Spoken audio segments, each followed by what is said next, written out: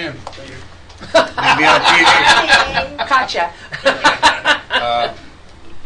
Are we on? Here's Brett right now. Yep. We'll wait just a second. Good job. Timing's perfect. Hi, Brett. Hello. So let's go around the table. I'm John Scully. Mike Honeycutt, Executive Officer. You're on.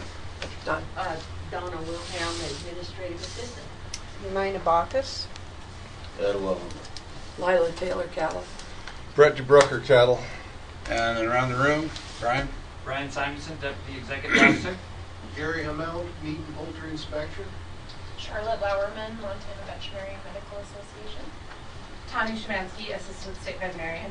Dan Olson, Information Technology. Okay, does anybody, oops, you're just in time to introduce yourself. I was purposely standing outside. Anna Forsyth, Program Veterinarian with the Department of Livestock. Does anybody have to leave early?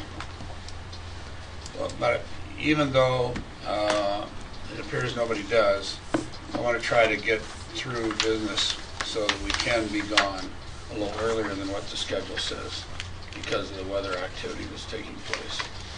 So with that, minutes, approve the last minutes, January 25 and February 8th. Is there a motion to approve those or amend them? Move to approve. Is there a second?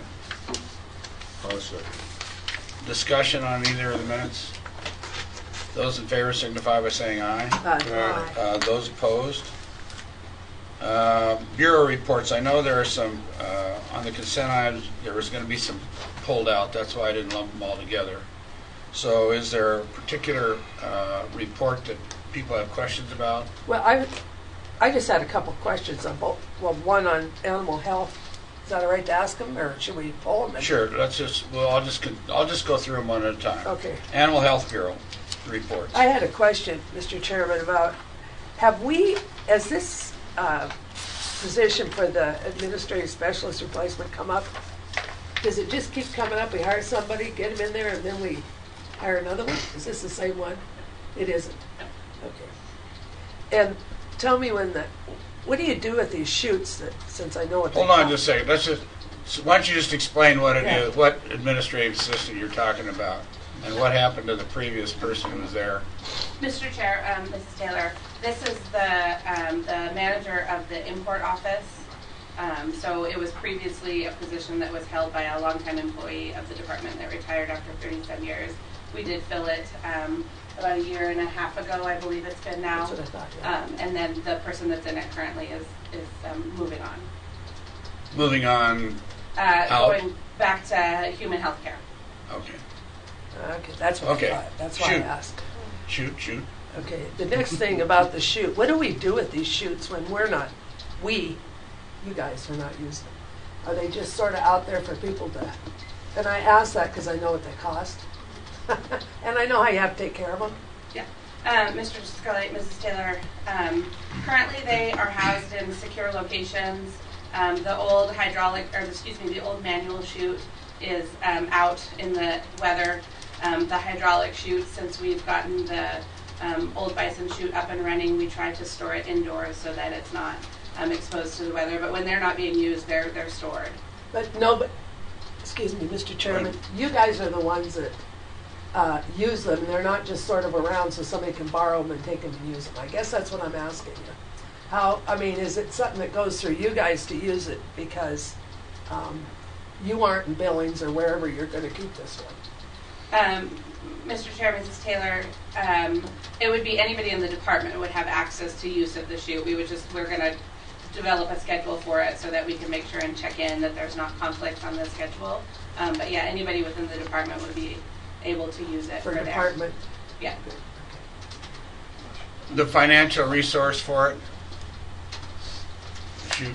Mr. Chair, that would be purchased through the federal umbrella agreement. Yeah, and we have gotten approval for that already through the feds. Okay.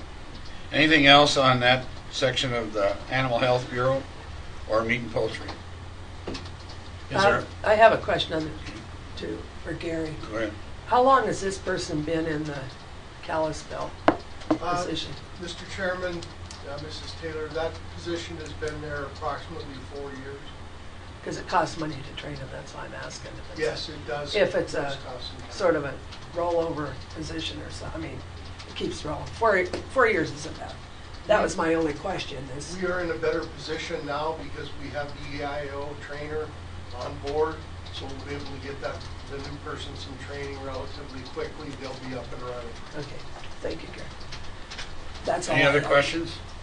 Is there a motion to approve the Animal Health Bureau reports? I move it. Excuse me. Second? Second. Those in favor, any further questions, comments? Those in favor say aye. Aye. Opposed? Okay, old business. Mr. Honeycutt. Oh, yeah. We need to call everyone's attention at their station to the wonderful picture we have here of Miss Bacchus from ASI in New Orleans. She was very surprised in this photo to get the award, even though she'd flown all the way to New Orleans to get it. She still looks like they caught her off guard. So where are your glasses is what I want to know. You don't even look like you. And I would encourage members of the public to ask board members to take a look at that. And I actually have, because Donna made a copy of it from my Wool Growers publication for this month, so I've got the Oh, original great. picture right here if you want to take a look at it. You want to move on? Nina. Oh, Nina. John, congratulations. Can we post this like in Miles City or something? You don't care, do you? I think it's neat for people I to think see. it is too. Yeah. No, National recognition is Yeah. outstanding. congratulations on that achievement. You want me to move Yes. forward? Debrief on Section C subcommittee. So since we last met, we had executive action in. Section C subcommittee is what? Okay, the appropriations joint appropriations subcommittee. Section C handles our department as well as several other departments: FWP, DNRC, Montana Department of Transportation, and DEQ, as well as the Department of Agriculture. So here a week or so ago, they got together to finally do executive action after hearing the budget presentations from all of the agencies and going through their work sessions. The major things the board needs to be aware of is coming out of Section C. They moved to approve most of our funding requests. The ones that they did not fund was the $50,000 request for public information services, dollars we were going to use to contract to do a little more forward-looking marketing of the department and information we need to get to the public. The second big piece, or actually the real big piece, was they cut the $300,000 per year additional request for DSA down to $150,000 each year. Making a portion of that, and Brian, I'm looking at you, is it 50 and 100? Right, 50,000 of it ongoing, 100,000 of it one time only. And so, that's a change from what we initially requested. So explain that. Yes. One time only. Yes. So with the one time only on the $100,000 part is obviously that it will not be part of our base going forward to the next biennium. Only the $50,000 in each year will be considered part of our base when we get to the next biennium. So if we need to, we'll be having to try to increase the budget again if our DSA expenditures begin to outpace that. Pointing out for the board, we've tagged the expansion that we've done in Beaverhead County recently within the last 6 months. To be about $120,000 per year, $100,000 to $120,000 per year.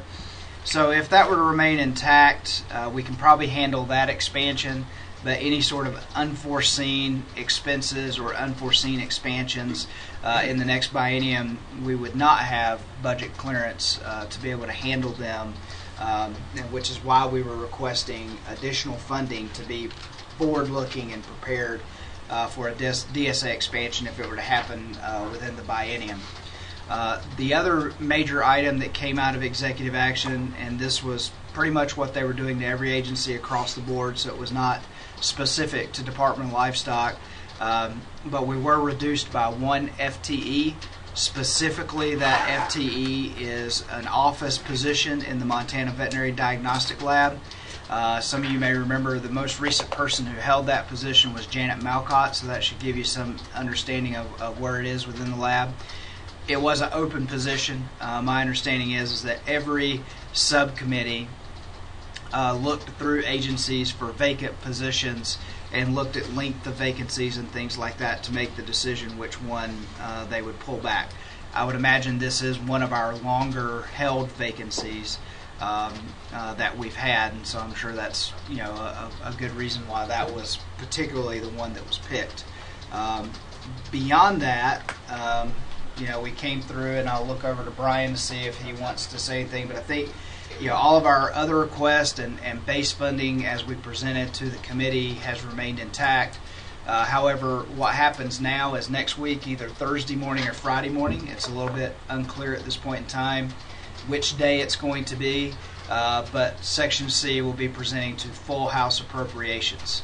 And we've already gotten questions, so it's not like they're not going to do their due diligence and scrutiny as well. And we'll want to take a look at some things. But we'll have that hearing next week.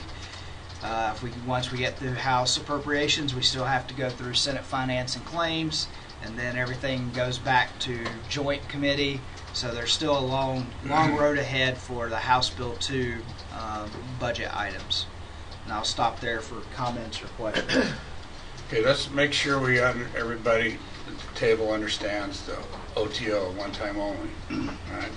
We get it for this session, the $100,000, but your run rate at the end of May, a year from this coming May, when the snapshot is taken, will not include it.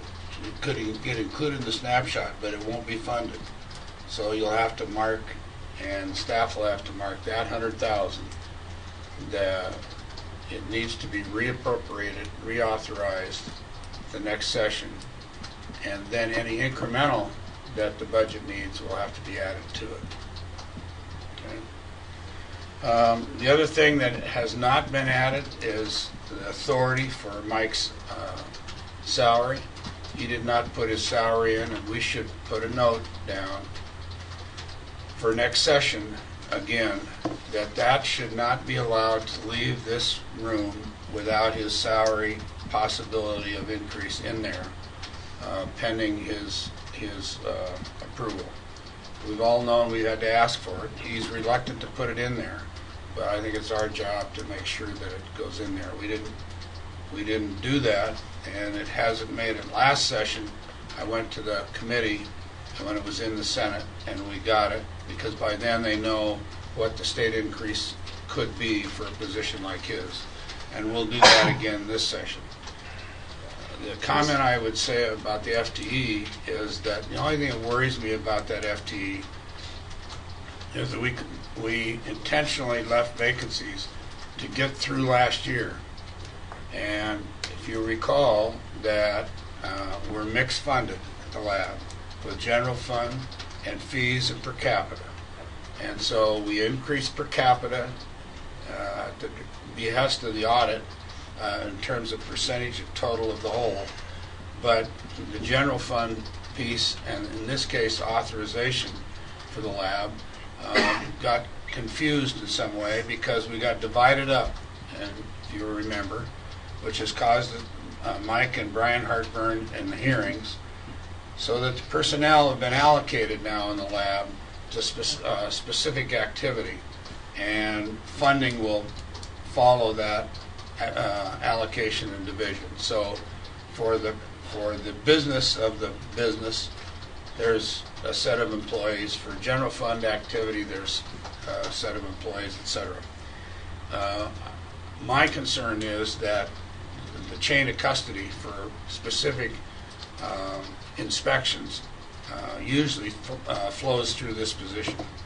And so I think that's a critical issue. I think we should see if we can, Mike and I have talked about it already, look in the Senate to see if at the very least we could have it non-specific as to a position and engage it relative to just a gross number of dollars. But in the end, we're not overstaffed at the diagnostic lab as it currently sits. And we're not overstaffed anywhere. And so we should try, I think, to get that back. The one-time only issue and the reduction, we'll just have to see what it looks like.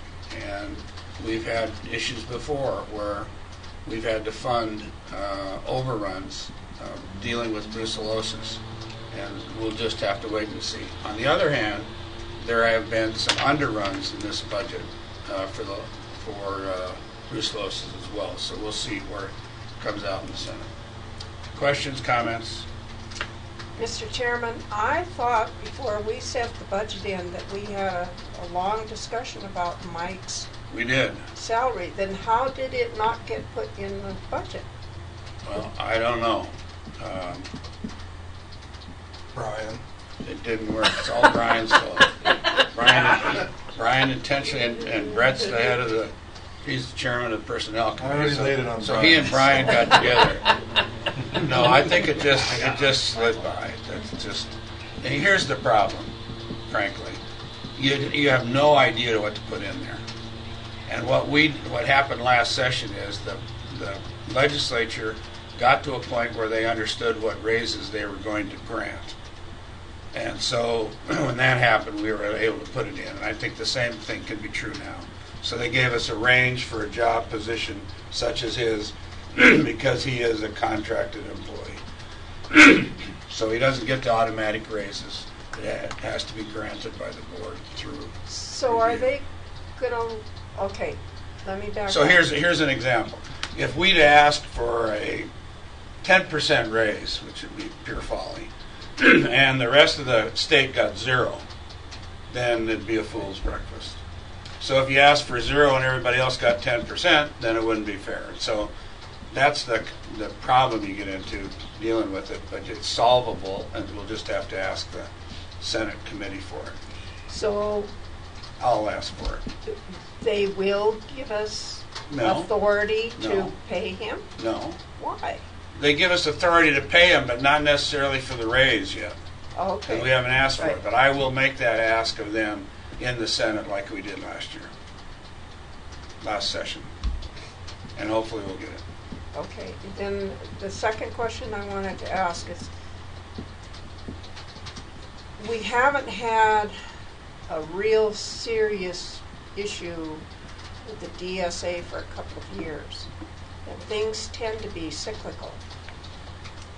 And I'm concerned that we might end up with a brucellosis issue. If we do, and they have given us only one time only, can we go back to the governor's office and ask for additional money or additional authority if we need it? First of all, the one-time only money is authorized to be expended. So that one-time only money we can expend. If we go over all of it, then we would have to go back to the governor's office for a request. And we have done that in the past, and we'd have to do it again. Doc, double docs, any comment? We all right so far? Okay. Mike, anything on that? Well, the other mechanism would be where we are with the salary piece would be to be in the supplemental House Bill 3 during the 2021 session to try and replace that backwards within the budget. But if you got hit bad the first year of the biennium, then it makes it very, very difficult. So that leaves you really no other recourse but to go to the governor's office. And just so that you're thinking about it, we do have one other problem that I want to bring up, and that is that we'll talk about this later in executive session, but there has been no settlement to Cormark. And so whatever the settlement is at Cormark, if there is one, or whatever the judge's ruling is, we do not have authority to spend that money. And so we'll have to make some decision about the House Bill 3 issue, and it's coming up next, and I'll just jump ahead here. we'll have to make some decision as to whether or not we seek authority to pay that,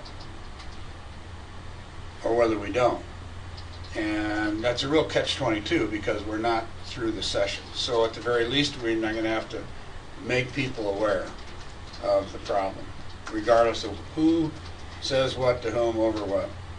It's going to be something. There's going to be some amount of funding, and it has not settled. And so the briefs are due today. So we'll wait and see. So we'll have to do that. So why don't you get into the rest of House Bill 3? Okay. Yes, so where we stand on House Bill 3 currently, it did pass the House of Representatives with our request intact, $383,000 of personnel dollars for us against per capita, and the $7,000 of legal fees for the Board of Milk Control against their milk control assessment fees that they collect. So both are state special revenue authority requests against cash that we already have. That has been transmitted to the Senate already. It had a hearing this past week in Senate Finance and Claims. It was a rather uneventful hearing. There were no questions for us. I don't believe there was actually any questions for any group that had requested. I think it's a total of upwards of $15 to $20 million that's in that entire package. Department of Corrections has a rather large settlement payout from a case they've had against the ACLU going back 20 years that finally reached its conclusion. But that's where we stand with House Bill 3. I'm assuming once they come back, pretty soon that'll be on the Senate's floor agenda one of these days, coming soon within the next 2 weeks or so. The good news is that it is effective upon signature by the governor. So once it gets through the Senate and gets to the governor's desk, we'll know immediately where we stand with that, and we'll be able to begin working with that authority once it gets transferred into our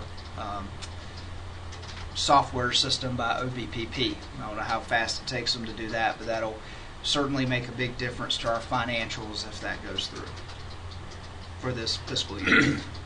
Okay, but remember in House Bill 3 that we did not get the full amount for the salary increase that took place to recover it. We made it through the first year last year without it, but couldn't make it this year, so we're not going to get the full amount. So anything that happens relative to Core-Mark, for example, would eat that away. Okay? And so you all know here what was agreed to relative to possible settlement. And so that would compound the problem going forward, regardless of when that settlement would occur or the judge's order would come about, assuming it has to be paid in this calendar year. Mr. Chairman, this kind of goes back to the legislative mind, are you thinking of going back into House Bill 3 for more or not? Well, I mean, if Mike and I talked about it just in the last week, and I was going to, so that he wouldn't have to make the committee aware of the possibility, because in House Bill 3 there is also a judgment for the Department of Corrections for a very large sum of money over a lawsuit that has taken place for 10 years, I think it was reported. And this activity here has taken place over 11 years. And we can, so this litigation has gone on in its various phases for over 11 years. And so I thought it would probably be a good idea to advise the committee. I didn't, because I thought that last Friday was the time they were going to file briefs and it was over. But there has been extra negotiations this week, and so now it's this Friday. So I thought if the judge ruled in a timely fashion, then we should. And I still feel that way, but because I think we need to take a swing at it and to get it, because it won't be insignificant, the amount of money, and we will have gotten nowhere.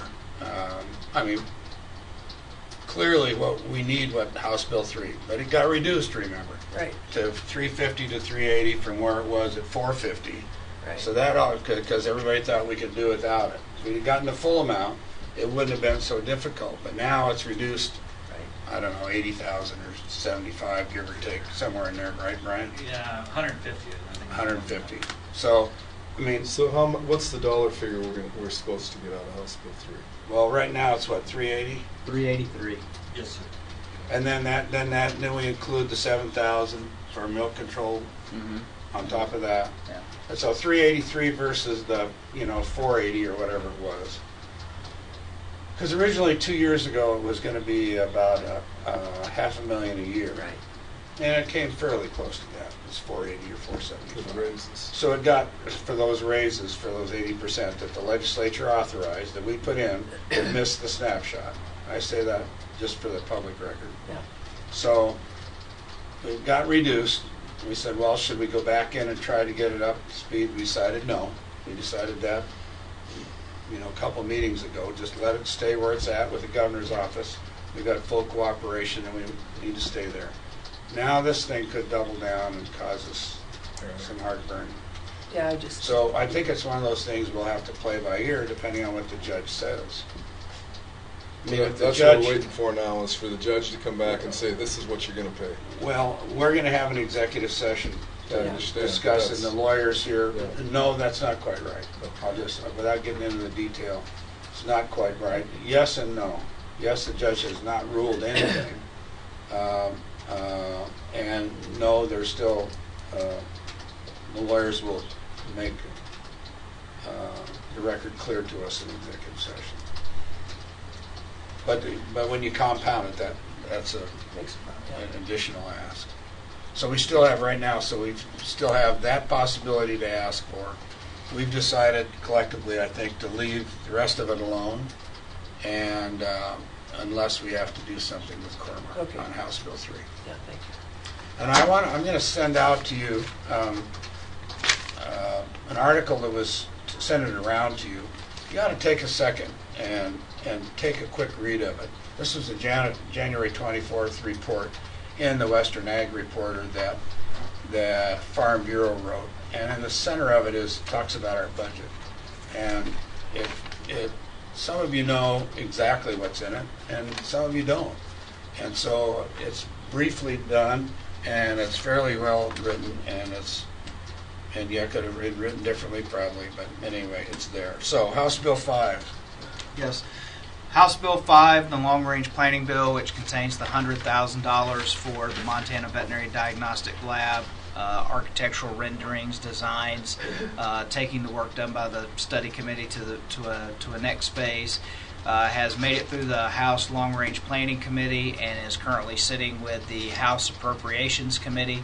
No need to worry, it's a fiscal bill, so it has a much longer clock. So a lot of the fiscal bills stopped moving because they needed to get general bills out into the floor as they were running up against transmittal. So the next step there would be a House Appropriations hearing, correct, Brian? It hasn't had a hearing there yet. Right. Well, executive action, I don't believe has happened on it either.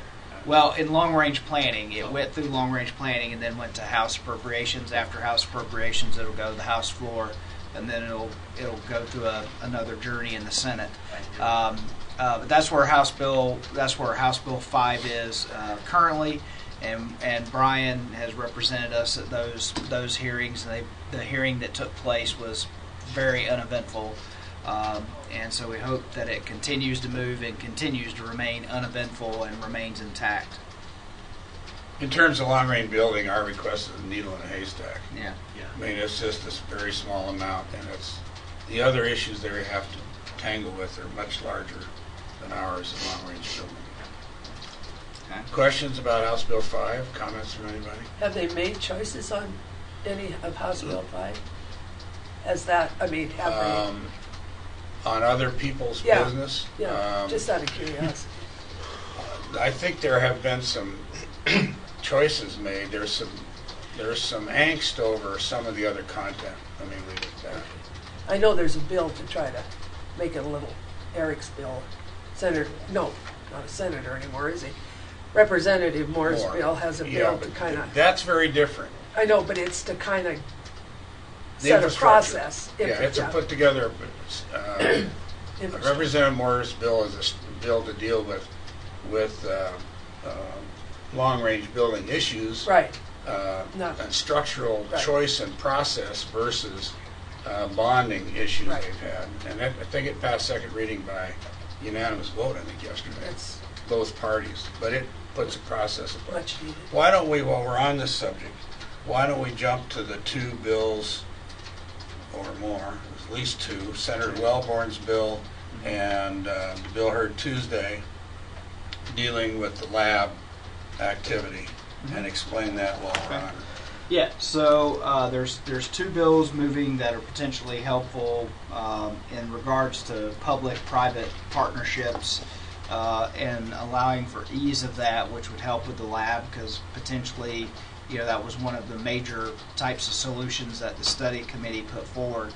The first that I talk about is House Bill, because it's directly tied to us. It's House Bill 586. I'm going to look. I better look at my preference list real quick and make sure I got that right. Because it's not on this list. No, because it came up after we did. That's the why I agenda. wanted to bring it up now. Yeah, so this is House Bill 586, revised laws related to state labs. I'm going to open it up so you can see it, try to blow it up where you can see it on the screen, possibly. You can see it's gathered, it's Representative Hamlet's bill, but it's gathered a lot of co-sponsors so far. Short title on it is an act revising laws related to state laboratories, providing an exception to vote in long-range building program requirements for certain laboratories, amending 183101, and providing an effective immediate date. So the big piece is this part 2 down here. You see current law, and I'll just read current law as it would be. When authorized by a vote of 2/3 of the members of each house of the legislature, the Department of Administration may, as part of the long-range building program, enter into a lease contract that provides an option to purchase a building to be used by the state or any department of state government. So this is adding a section 2 to that current law. So you can see a vote of 2/3 of the members of each house of legislature and inclusion in long-range building is not required for a lease contract that provides an option to purchase if the building will be used for co-located laboratory space that will include facilities that conduct animal health testing for pathogens that could impact public health. So that's directly pointed at BDL, FWP, the labs that we were talking about putting together. So Representative Hamlet, as a member of the study committee, basically is setting up the opportunity here that if the iron was there to strike during the next 2 years, we would not have to be waiting for the legislators' long-range building process to get started on a public-private partnership where we were being leased to own. So in other words, where someone would build the facility, they'd be the owner of the facility, and we'd enter into a lease agreement, a lease-to-own type agreement with them over a period of time. Currently, if that were to happen, we would have to have legislative approval to enter that type of partnership. So it's providing an exception for us. This was heard this week in the slew of bills that came out. It passed out of committee 17-0 in House Ag, so it had unanimous support there. And you can see it'll have a third reading today, but it passed on second reading yesterday, 94-6. So this is a bill. That exception for us is getting off to a really good start from a legislative perspective. So I'll stop and see if there's Back to the bill, would you? questions on Go that back one. up. Yeah. Okay, a couple things that are important here. That look at the new section on line 23. This bill is effective on passage and approval. So not all bills are. Yep. And so this would be effective immediately upon approval. Now the stickler, though, is in our long-range building request. Because we went to House Bill 5 instead of House Bill 3 because House Bill 5 was the long-range building bill, and it doesn't go into effect until the next biennium. All right? House Bill 3 goes into effect immediately for this year. So, assuming that both bills, all three bills pass as they are, then we would have to be careful, the board will have to be careful how it spends money this year in trying to solve the lab problem. Does that make sense? Yep. Okay, then go back up to the sponsors, please. I just want you to take a look at the sponsors here. These are all people who know what's happened over the last 2 legislative sessions. There are some people on this list that were involved 2 years ago and not currently directly involved. And then there's people on this list that are directly involved this year and during the interim. So it's a very broad mix of sponsors who know what this is all about. Okay? Nice. And I won't go into individuals, but you can look at that. Okay, Welburns. Yeah. And And if you do, just one last thing. You know, in the middle of the sponsors is one of the legislators that heard our proposals earlier, and he basically said, you know, you need to look at this, and we responded, but we need flexibility. So I can tell you these are people that feel strongly about trying to solve the problem. They don't have a solution, but they're trying to solve it. and I had not put Senate Bill 307. That's on okay, there. just- No, I can do it real fast. Just wing it. It won't take me but a second. Well, I actually need to look at this one. This is one that, you know, You can't So- explain this in any way. the legislative, no, and you were there and you probably couldn't either. Yeah, right? let me try. With the legislative, this was one though, I'll say, I talked early on with the chamber. I'd had conversations with them for a while. Montana Chamber of Commerce was really the one trying to get this bill moving forward, and I'll talk about the spirit of it a Yeah, little bit. please. And so they had approached a long time ago, understanding that we had a potential project that could fit, because they were trying to find supporters, right? They're trying to find people that could come in and give examples of why this process is necessary. And so what they're trying to do is, we've been tied up in an infrastructure struggle in this state for how many years? Like trying to get infrastructure bills passed, and you know, we've had them get passed by the legislature but vetoed by the governor, proposed by the governor but shot down by the legislature, and it's just been a back and forth. So, and this will help you understand maybe the Montana Chamber's interest is in saying, you know, businesses want to be engaged in these projects. That's the lifeblood of the construction industry and all of these associated groups that work with these types of major construction, whether it's buildings, whether it's roads, whatever the case may be. And so, again, it's trying to loosen up the options for public-private partnerships where companies can go out and say, you know, we'll take on that project, we'll build that project, we'll own it, we'll handle the ongoing maintenance, but you lease that back from us over a long period of time, and you have an option to buy later on down the road. That's my tertiary understanding. And so we were approached about being a supporter. You know, the executive branch was a little iffy about the bill for a while. And then finally, the day before the hearing, they relented and said, okay, this sounds like a good idea. And so John, luckily, was here for the House Bill 3 hearing. But I run into the lobbyist from the chamber right before the House Bill 3 hearing, and he said, hey, you guys can be supportive of this, and it's going to be happening in 30 minutes. And so John did yeoman's work and went up and supported Senator Welburn's bill in Business and Labor, is where it was being heard at that morning, so that we can lend our voice and give them a project.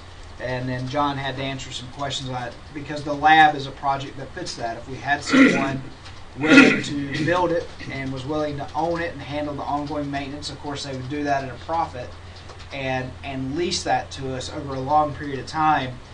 It essentially works like long-term financing. And right now that's it's difficult to do that within the state system, so they had to do some changing to our current long-range building laws to make that a more plausible activity. In a lot of ways, this is similar to how DNRC got their building down the street, and there was a big kerfuffle about that when it happened. But yeah, What's the bill number? He's going to look it up. Oh. yeah. And I'll- Here's the issue that the testimony was from all the construction industry across the board. Unions, Department of Administration answered questions, everybody along the way. The fundamental here is that you have to have a revenue source in order to pay a long-term investment. So the notion is you allow private parties to engage in a long-term investment, but they have to have a revenue source.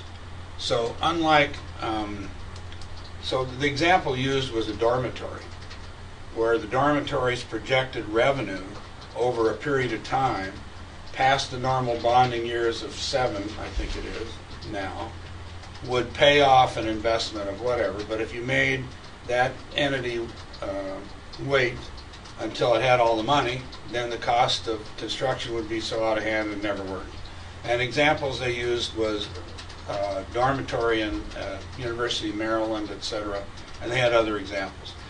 So you have to have a revenue stream that can be ascertained, and then you have to have a comprehensive agreement. There's a terminology that's new to the state statutes and definition, that before you enter into this financing arrangement, there has to be a comprehensive agreement as to what would happen in terms of maintenance defaults, what would happen in terms of actual defaults. The building still stays in state ownership. It doesn't go out to private ownership. It's in state ownership all along. So it's fairly complicated. The issues raised for us would be our revenue stream, if approved by the industry, would be per capita and fees that you could calculate over time or allocate so many to it that would fund for art. That's why we were a possibility. So this would be similar in a way, but very different than the bill of Representative Hamlin's. So this is a way to structure debt in the future with a revenue stream, Right. structuring it through private enterprise as opposed to bonding structures, etc. And one of the biggest issues asked was what will happen in the event of defaults of any activity, either cost overruns, and the answer to that by those who wrote it was that it would have to be included in the comprehensive agreement signed by the parties prior to. So it's got a long way to go, but Senator Welburn's also on the Finance Committee, and the entire, it was very interesting, all the supporters, there must have been 20 of them there that were, and they've all been working on the bill for a long time. So it's no panacea for us. It would, but again, it's another piece of flexibility that might help for the lab. And it might help, for example, if there was combined lab activity where Fish, Wildlife, and Parks was leasing a portion of the lab through their funding mechanism, that would be a revenue source that they could count on for financing. So who knows what will happen going forward, but that's the extent of those two bills. And if I could tack on to what John said, that's one of the issues whenever you talk about FWP is that the revenue sources they would have to enter into a lab prevent them from owning property or owning the building, but they can lease, right? Or do Right. or is it the other way around, that they have to own it and lease it? No, they can lease it, they can pay for Right. a rental. But I was also asked a question by a member of the committee about the university and the president going through and what's the position of the president concerning our lab. And I fundamentally just said that the president, I reminded the committee that there was an interim study committee.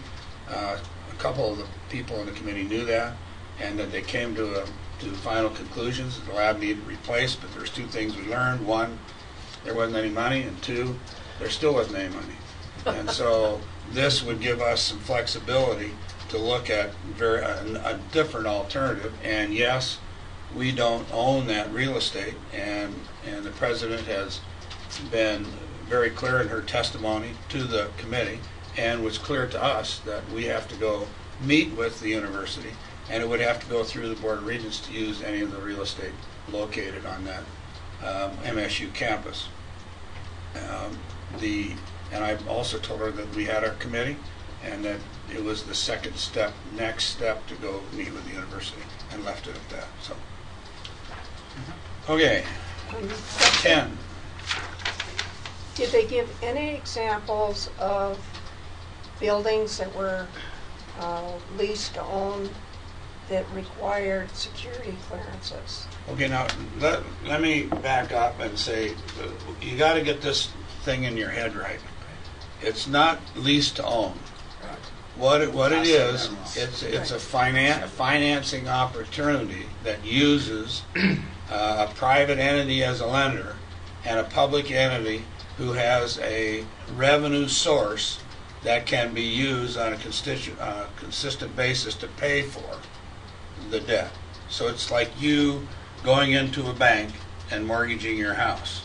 So this is a public entity, goes to the bank, a private institution who is willing to lend money, or somebody else, willing to lend money against it, but it requires a revenue commitment, not a pie-in-the-sky commitment, but one that's projectionable as actual revenue. So it isn't a lease option at all. Lease to own option. Lease to own. It's not lease to own, nor is it a lease option agreement, either one.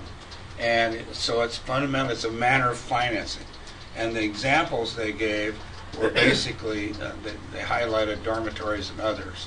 But the issue here relative to your question, I don't think it would make any difference based upon reading the document if it was intended to be a building that dealt with some of the issues that we deal with relative to waste materials. It would have to be clearly defined in the comprehensive agreement up front. So it could be done. They didn't specify. They to my knowledge, they stayed to simpler examples. Do we know how states like Colorado and Washington have gotten their labs built? We sort of do. You know, Wyoming got their first and second lab, I believe, with some congressional money. Washington, I think, got a private donation check written, and Colorado had a combo. So did any of them use this type of manner in which the state, No. in which the private entity borrows the money and the state makes the payments? Or the department makes the payments? I don't believe so, and Doc's shaking his head that he's not aware. My understanding of Washington's was it was a pure donation. It's like, and Makes sense. and the gentleman who passed away recently donated it prior to. Wyoming's, I know, came up because was before I was on the board, looking at it in Ennis with Senator from Bozeman, who was with Fish, Wildlife, and Parks, Pat Flowers. And Wyoming was getting money out of the federal, because we looked at piggybacking on that for a variety of reasons then, and was too late to do it in October, November. And then Colorado's, the last I remember of Colorado's was that it was a combination. But you got to remember, they were doing chronic wasting disease testing down there a long time ago in, I'm going to say, early 2000s. And the dean of the veterinary medicine school down there was right square in the middle of that. So they had a lot of federal dollars going into their testing mechanisms. So A little bit like Iowa. So I'm clear then. Did Colorado, did they get federal money or did state money buy their lab? I believe federal money paid for their lab. Federal money. Yeah. And Wyoming got federal money. Yes, they got some, but I don't think it's the same federal money. Got it. Same source. And one of the things you have to point out on some of those federal expenditures is timing.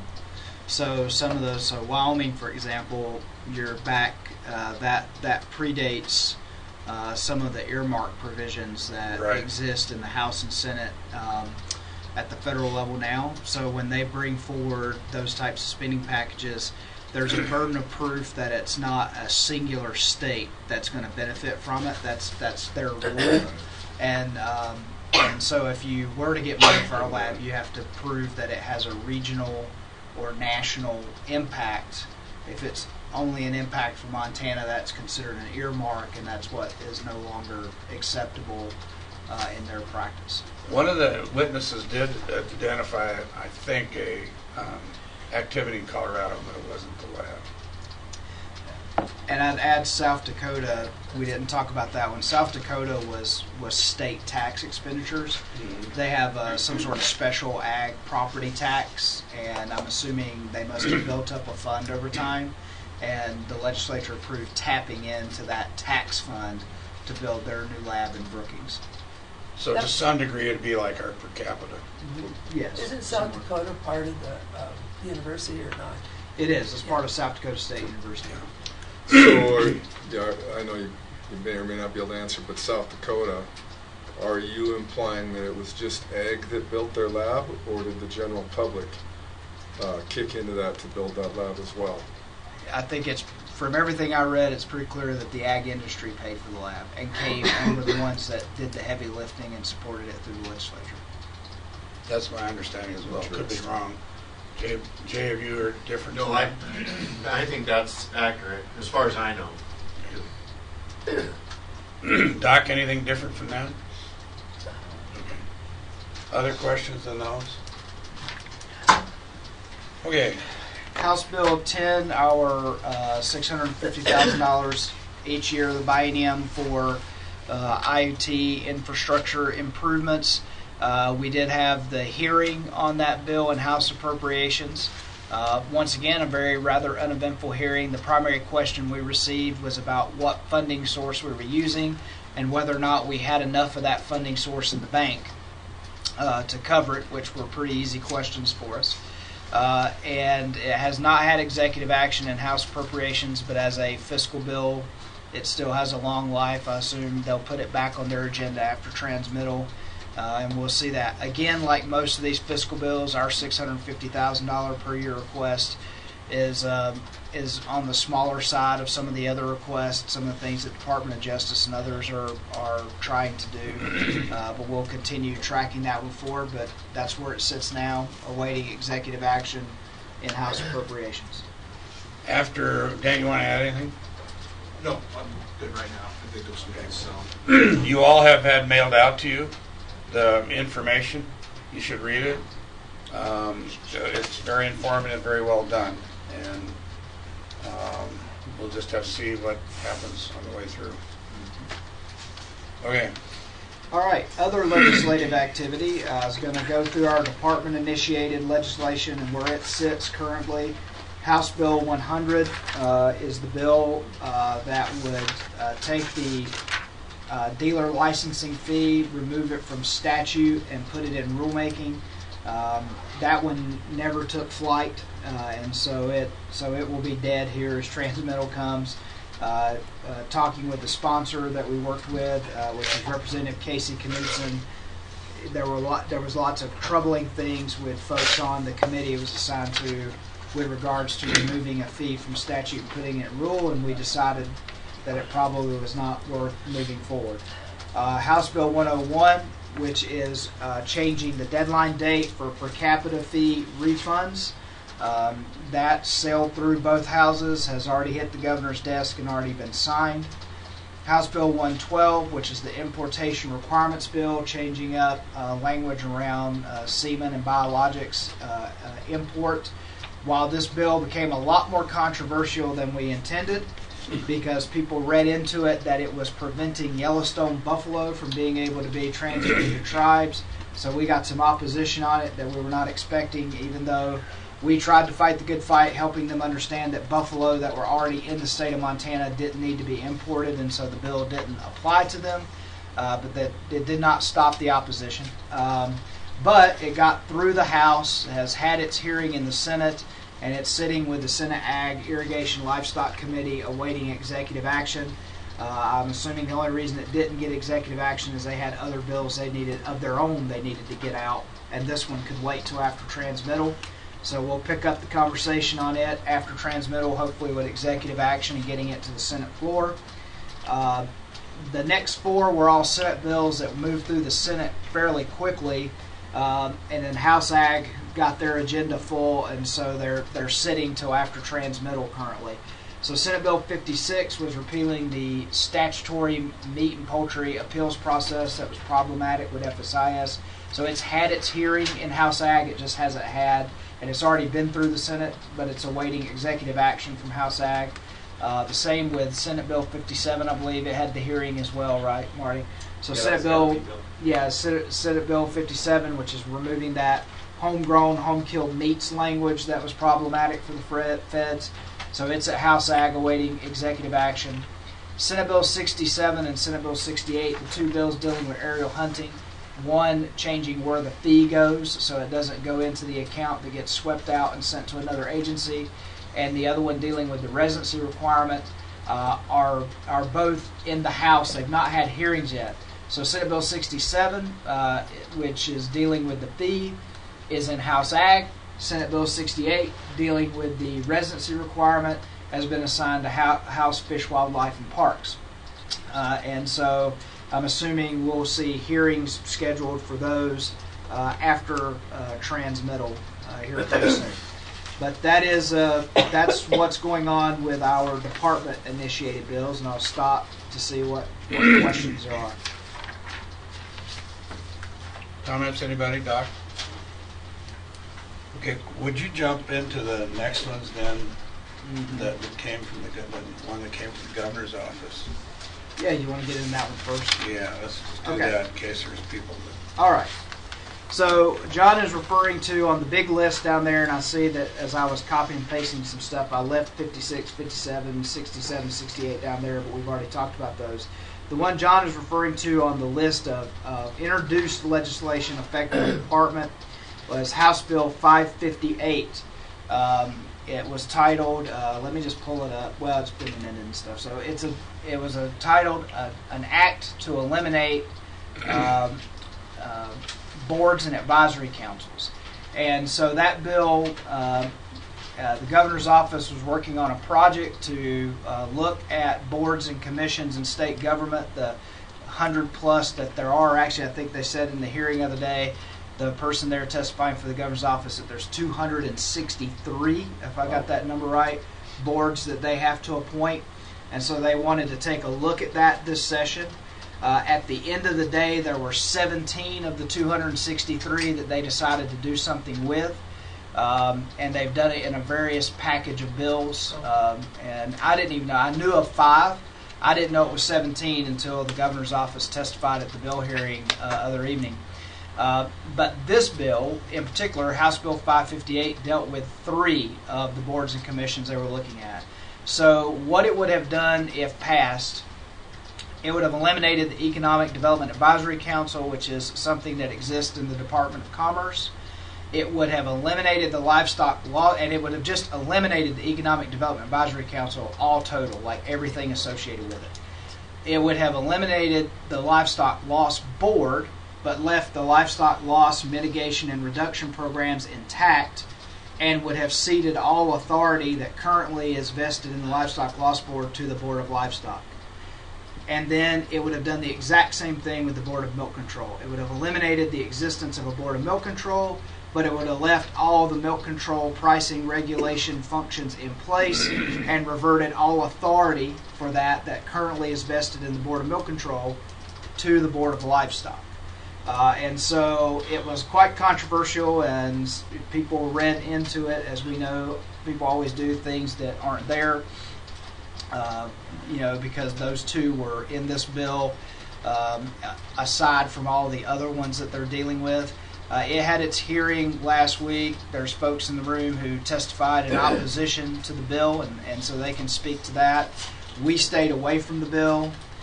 Board of Milk Control sent one of their members in to be an informational witness. Livestock Loss Board stayed away. No one representing the Livestock Loss Board was there at the hearing. The organizations carried the conversation, I think, pretty strongly with their opposition. I'm trying to remember if, other than the governor's office, there was not another proponent there for the bill. And there was lots of questions about that. At the end of the day, they decided to, Department of Commerce did show up and say they want to eliminate the Economic Development Advisory Council. It evidently has not met more than a few times in the last decade that they've actually had to call on them. And so the committee decided to amend the bill to strike everything associated with livestock loss and Board of Milk Control, but let the bill move forward with just that Economic Development Advisory Council in it at this point. And that's where we stand with that. I don't know if I hit all the points you wanted me to or not. Any comments from anybody? Jay, do you want to make a comment? Yeah, Mr. Chairman, members of the board, Jay Bodner, Montana Stockholders Association. Yeah, we did oppose that bill. There was most of the major ag groups that also did oppose that. We just felt that it was better to have a separation with livestock loss and the Board of Livestock. You guys have a pretty full plate, and we think the process works well, and that was our basic testimony in the bill. And I guess the nice thing about it was right up against Transmittal. It was fast and furious, so they just had to make a decision and move on. They exempted those two boards and moved on. And I think it passed the House yesterday. So. Yeah. It passed the House with the two boards amended out of it. Yes. Right. Would you like to make any comments? Anybody? Just so that the board knows, when I was asked, and Mike and I discussed this as well, our position was that the Board of Livestock was created in the 1920s, give or take, and the Board of Milk Control was created when it was created, and the Board of the Livestock Loss Board was created later. And in both cases, the legislature made a decision to separate them. So it's a legislative policy; it's not ours. And so that's the way we left it. Mm-hmm. Okay. I would like to thank Mike for getting that out to us about that bill coming, because we got calls within, at least I did, a couple hours from getting Mike's email. And I usually don't look. Thank God I looked, or I really would have been flat-footed. But I just said, I don't even know. I know what you're talking about because Mike told us, but that's it. So. Okay, and then is Shaw's bill on here for the 100,000 while we're on that? Yeah, so that would be House Bill 520, revised funding for the Livestock Loss Board. What that would do would be to add $100,000. They currently get a $200,000 per year statutory appropriation of general fund for, and I always get it confused, I think that's they call that the mitigation account. That's what they pay claims out of. It seems backwards to me with their titles, and I may be getting that wrong. But it's currently at $200,000, but they had mountain lions added in 2017, but they did not get any additional appropriation. So Representative Shaw's bill proposes increasing that to $300,000 each year. So it's a $100,000 general fund increase each year. And so it is moving its way, and I'll just pull up the history on it here because it moved relatively fast as well. So it passed third reading yesterday. So it was already passed House appropriations even. So it went being an appropriations bill. So it passed its third reading in the House yesterday, and the Senate will be taking it up after transmittal. Question. Now, last time they did this, when it was the mountain lion stuff, it went through, and then the governor vetoed it. If the governor vetoes it this time, when it's all put together, does that mean they lose all their mitigation money? No. They, at the last session, the mountain lion piece went added as to what could be paid for. But the legislative history behind that is that the testimony was that they would wait till the end of the year and pay for mountain lions if there's money left over. Well, if you recall, during our biennium, we asked that question of George, and they were paying as they went. And so this would bring the mountain lion payment up, and the 100,000, part of that would cover lions, and part of it would be for what they're running short on now. But no, it would be. It could get vetoed or changed along the way, but unlikely vetoed the way it sits now. Yeah, with that type of a vote, a veto is going to be very hard to pull off. if they wanted to. And But actually, there's they- no I don't think they inclination in will. the governor's office that he's opposed to it at No, all. no. Okay. I mean, it's possible he is, but there's no inclination of that, so I would doubt Right, they're right. opposed to it. Well, then, was there not also a bill going to be introduced to include black bear? And I don't know if it actually was or not. It did not get introduced. A draft was produced, but the bill itself did not get introduced. Okay. And Jay's got Jay? his hand there. Jay? Mr. Chairman, members of the board, I know that the livestock loss in that increase in 520, at the House of Appropriates, they were looking at trying to get that additional funding out of, instead of the general fund, out of the per capita. And so they did propose that. So there was quite a bit of an explanation, I think, just for some of those House members about this was a policy decision. We're not going to shoulder the livestock producers with paying for their own livestock losses. And so there was quite an explanation to get there and get their comfort level up that this was more appropriate coming out of the general fund versus trying to come out of per capita with this increase. So. And But that discussion is fairly significant relative to the comments we made at our last board meeting, how it's going to be increasingly more important for the industry to make sure they educate people on what and how predator management takes place and is paid for. so, Mr. Chairman, I'm glad Jay brought that up because I was going to make sure that the board was aware of that point of discussion, that had taken place. So that's obviously something we'll be watching closely as it moves through the Senate to see if that conversation comes back again.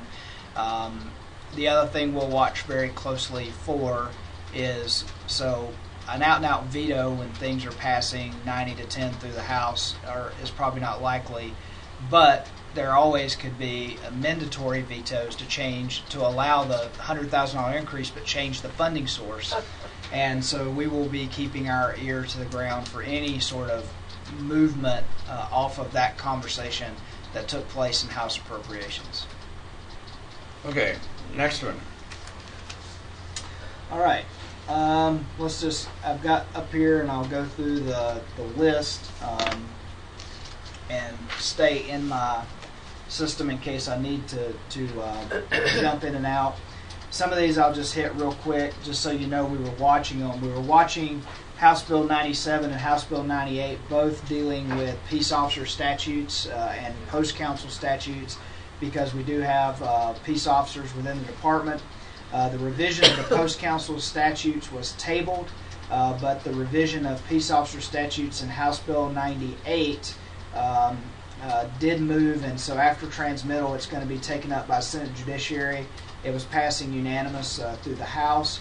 I've talked with Leslie about this. It would change some of the training, front end things that we do with our current law enforcement officers. Some requirements on psychological evaluations and things of that nature. She's very well aware of how to fold that in. Some of that we're already doing because it's been required by law, but they changed some of the wording around that. But obviously those types of things have an impact on us because we have law enforcement officers, and we've been watching those. I already talked about. Mike, Go ahead. hold on. Sorry. That's not just specific to us. No, it would be specific That's to all general. law enforcement Yeah, officers in thank you. every agency, county, city, state, across the state of Montana. Another one I wanted to bring to your attention was House Bill 132. That's clarifying the definition of bison. I am going to open that one up a little bit here.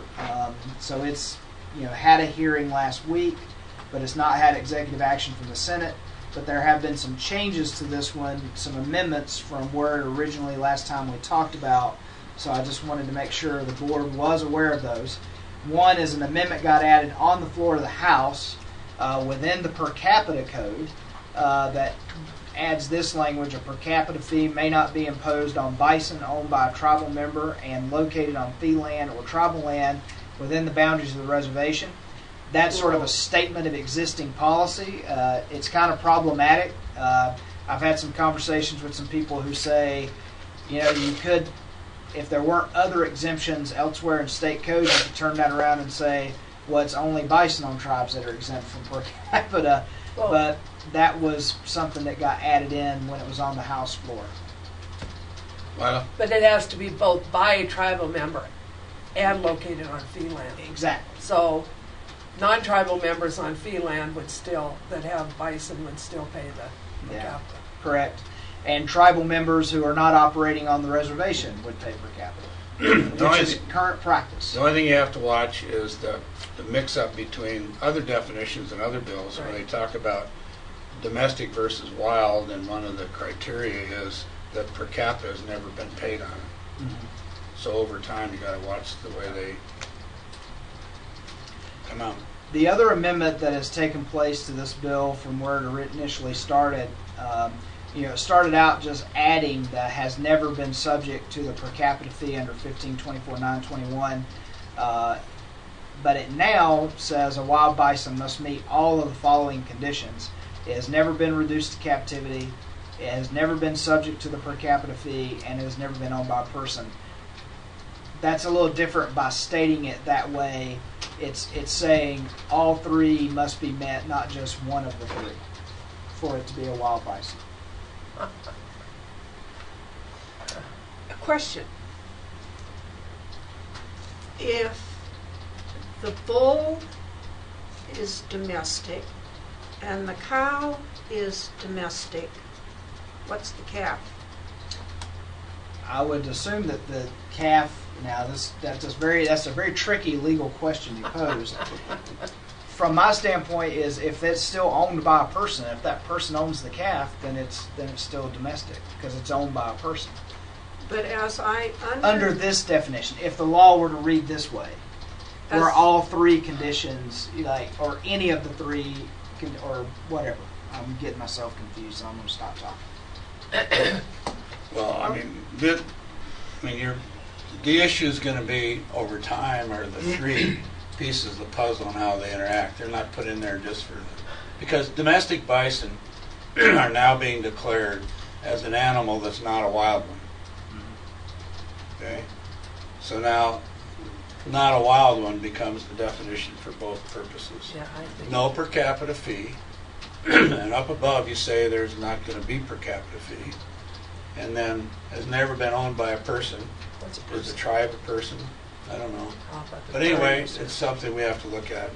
And it's, So if you go to 5, feral bison means a domestic bison or progeny of a domestic bison that has escaped or been released from captivity and is running at large as unrestrained. so on that's private probably the answer to your property. question. And It may that- be feral. So now it switches to feral designation? And if it's, Yeah. and That's the feral. reason I'm asking these questions is if it's feral, then it comes under the department's Yes, we treat it like a stray animal. Yeah. instead of, Domestic. I know what you want. you know exactly what I want. You know We have a section of code on specific types of cattle, right? You know too. Yeah. The, just call them feral. So, I will say that this change has created some, or this amendment created some concern at FWP, and I can't speak to understand what their concern is. They weren't concerned with it before this amendment, so I don't know what changed in their world that gave them. This is clearly one that we need to continue to watch. Yeah. Be aware of. Can you go back up? Who's carried the bill? This is carried. The primary sponsor is Representative Holman.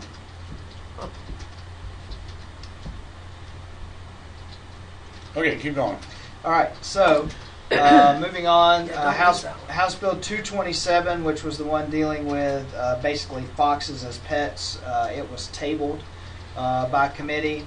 House Bill 278, which was trying to change around some of the powers that our law enforcement personnel would have, specifically carried by Representative Mortensen, who withdrew the bill upon hearing some opposition from folks around the state. I don't have it on the list. I was watching some other things that was going on with trap checking requirements. The trap checking bill was tabled. House Bill 291, I did go into the hearing on this one as an informational witness. It's establishing the voluntary wolf mitigation account.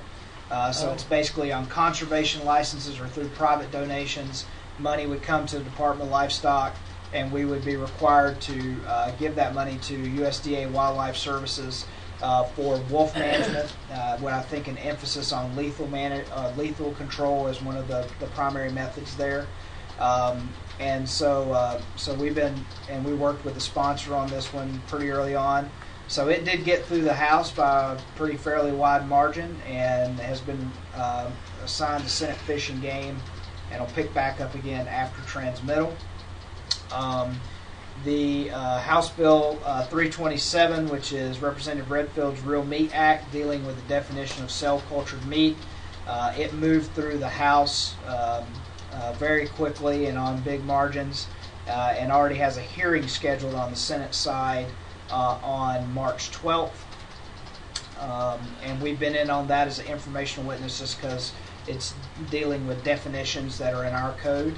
House Bill 332, which is requiring county approval to relocate bison, so saying beyond just the state veterinarian's designation as brucellosis free, then the county commissioners also have to approve the plan for movement of bison into their county. This one's been moving along pretty much on a party line basis, and so has been transmitted to the Senate and will get taken up over there, but you can see the vote totals there and see it's been pretty much a party line bill as it's been moving its way through.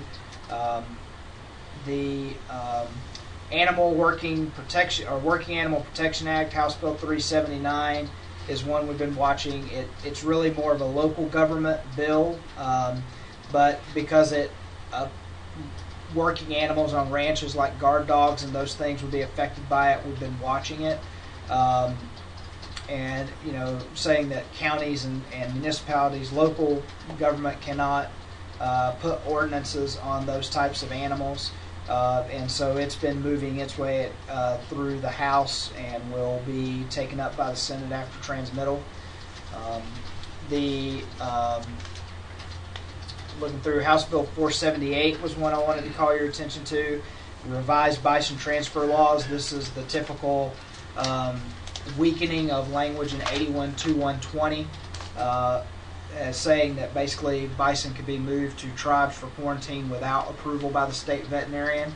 And it was languishing for a long time, but it got in under the radar, and I'm assuming it has a fiscal impact, or they'll claim it does, so it has life left in it.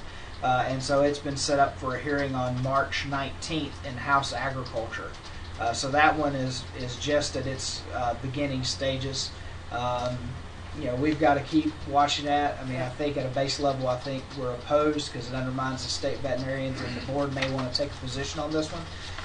The position of staff is it would undermine the state veterinarian's authority, and the state veterinarian still has an obligation under other areas of the statute to not allow movement or import of animals that have been exposed to a known infectious disease, regardless of what purpose they're going there for, even though they're going there for quarantine. So I don't know if that's one that the board wants to talk about a little bit more, since it's a few weeks away from a hearing. Okay, comments from the board? Where's Doc?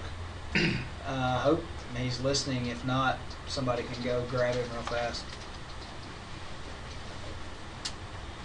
There was an article in the paper about the flagpoles that got sent to Fort Peck. Mm-hmm. And I noticed they finally mentioned the Department of Livestock, but it was mostly discussion about the tribes and about APHIS. Mm-hmm. And I wondered at that time, is the state being eased out of the discussions? And but this kind of fits into that. Well, let's take that up separately for a second. Yeah. And we'll do that right after we get.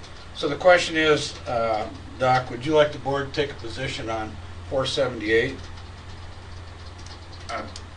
Again, refresh, because he was out. I was so listening. the big, so you can see there's a lot of things that are stricken here about selling bison and carcasses and so on and so forth. But I think the real kicker here is the language that, however, brucellosis-free certification by the state veterinarian is not required if the wild buffalo or wild bison will be transferred to a tribal entity for the purpose of quarantining those wild buffalo or wild bison on the tribal entity's reservation.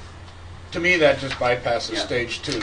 Correct. So, Mr. Chairman, members of the board, we had several concerns on this bill. Number one, if I recall, it requires the salvage of carcasses and of animals that are lethally removed by agencies. While we have attempted to always do that, sometimes circumstances prevent us from, practical considerations prevent us from doing that. Either heat of the day or a real remote location where we had to remove a bull several years ago. So we had concerns in that regard. However, our primary concerns are that it does exclude the state veterinarian's ability to limit movement based on brucellosis exposure, which we do feel would jeopardize Montana's class 3 status and potentially result in an increased risk of transmission to cattle. Which obviously those two things are related. So yeah, we did have some significant concerns in this regard. So this would be another way for them to bypass stage 2 and just go right on, which USDA is opposed to. So the question raised is the board take a position. What's the feeling of the board? Yeah. I would think so. Brett? We need to oppose the bill. The board, Brett's motion is to oppose the bill. Is there a second? Ed, second. Discussion further? Those in favor signify by, any comments, Jay? No, Mr. From your Chairman, members of the standpoint? board, yeah, we very much appreciate your opposition to this. I think we are greatly concerned with this, similar to legislation that was proposed last Yeah. session that we Right. defeated, so This is that piece of great. legislation in our view. Anything else, Mike? Those in favor signify by saying aye. Aye. Those opposed? Okay, now let's go to, Did you get that? Yes. Okay. okay, so now let's go to the question you raised. It's a little bit out of order, but let's do it just so we get by it. The issue, I'll paraphrase it, and then you can. My understanding is that the article that generated your discussion is the release of the 5 bulls that were going into stage 3 up on the reservation. That the state veterinarian, I believe, locked the container up and released the bulls. When they got out there, the picture looks like they were, going out into freedom of everywhere, but they're still under one more test phase. I call it stage 3. I think that's what it is up there. So they're not totally released as of yet. So Dr. Zalewski, you want to comment or Yeah, clarify thank you. anything I said wrong? So, no, Mr. Scully, members of the board, Chairman, so in the paper that was published by USDA, the quarantine process is divided into 3 stages. The first one is phase 1, where you have the active testing pretty much every 30 days to eliminate the animals that are actively seroconverting inside the pen. The second phase is less frequent, but still continual testing until the animals meet a certain age when they are as listed in this paper that's published. Phase 3 is an assurance phase, and the bulls that are going into that went to Fort Peck are part of the assurance phase. At that point, they are considered brucellosis free, but they're kind of we just want to make sure that everything's okay. So they are subject to 2 tests, two tests over the next 12 months. So one test about 6 months, and the other test at 12 months. So that's the status of those bulls. Who tests them? State or federal veterinarians, and it'll likely be federal. And the reason I ask that question is if they are on reservation property, you actually have to ask permission to go in and test them, don't you? You can't just test them, and if they don't give you permission, then they don't get tested, do they? Then if they're there and they don't get tested, and so they don't get that final approval, what is the course of action? Do they get put down?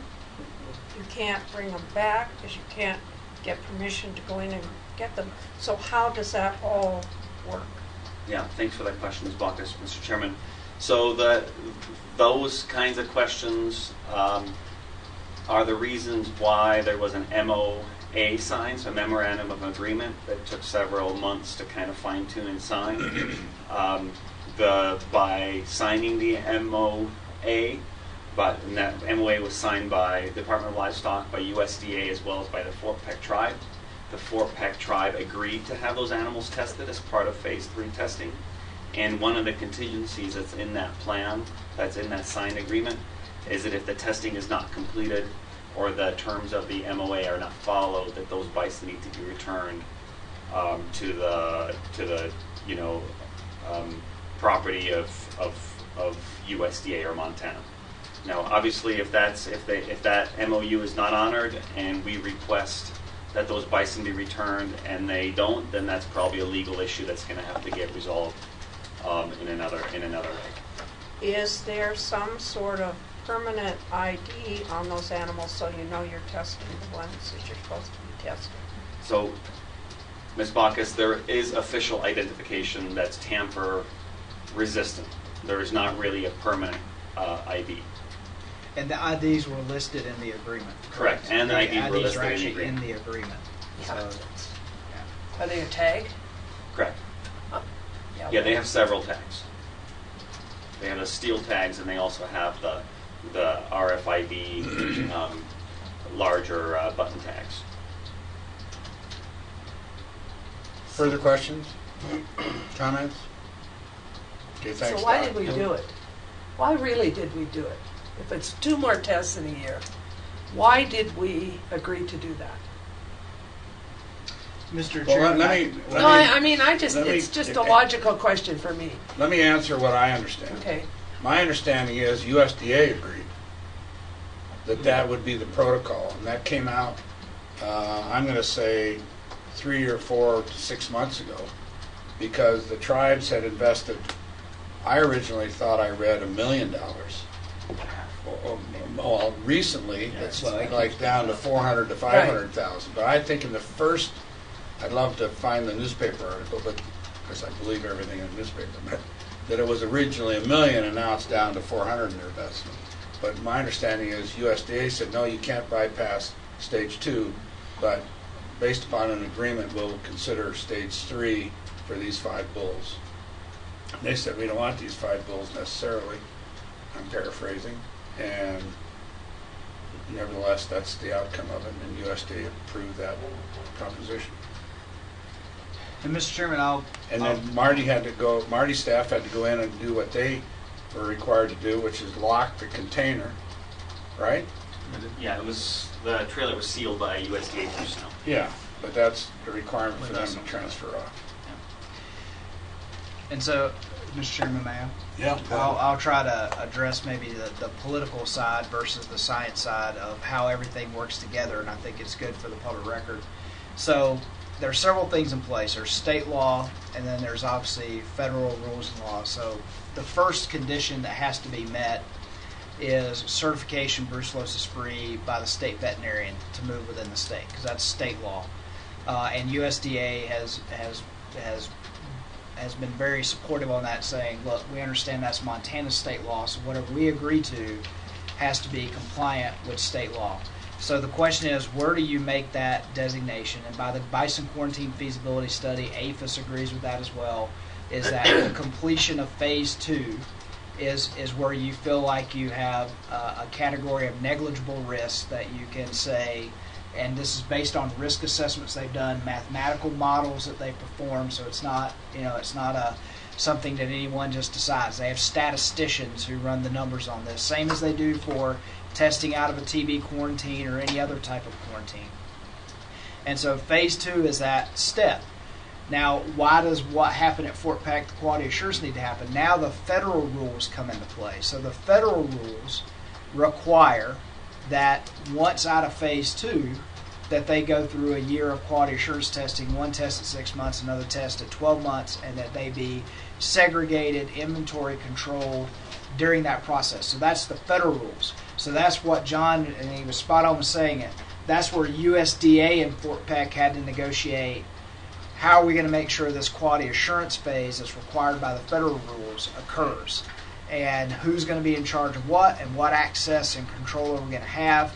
And that part of the negotiation did not include us. That's between the USDA and Fort Peck as to what Fort Peck's going to allow them to come on their tribe and do.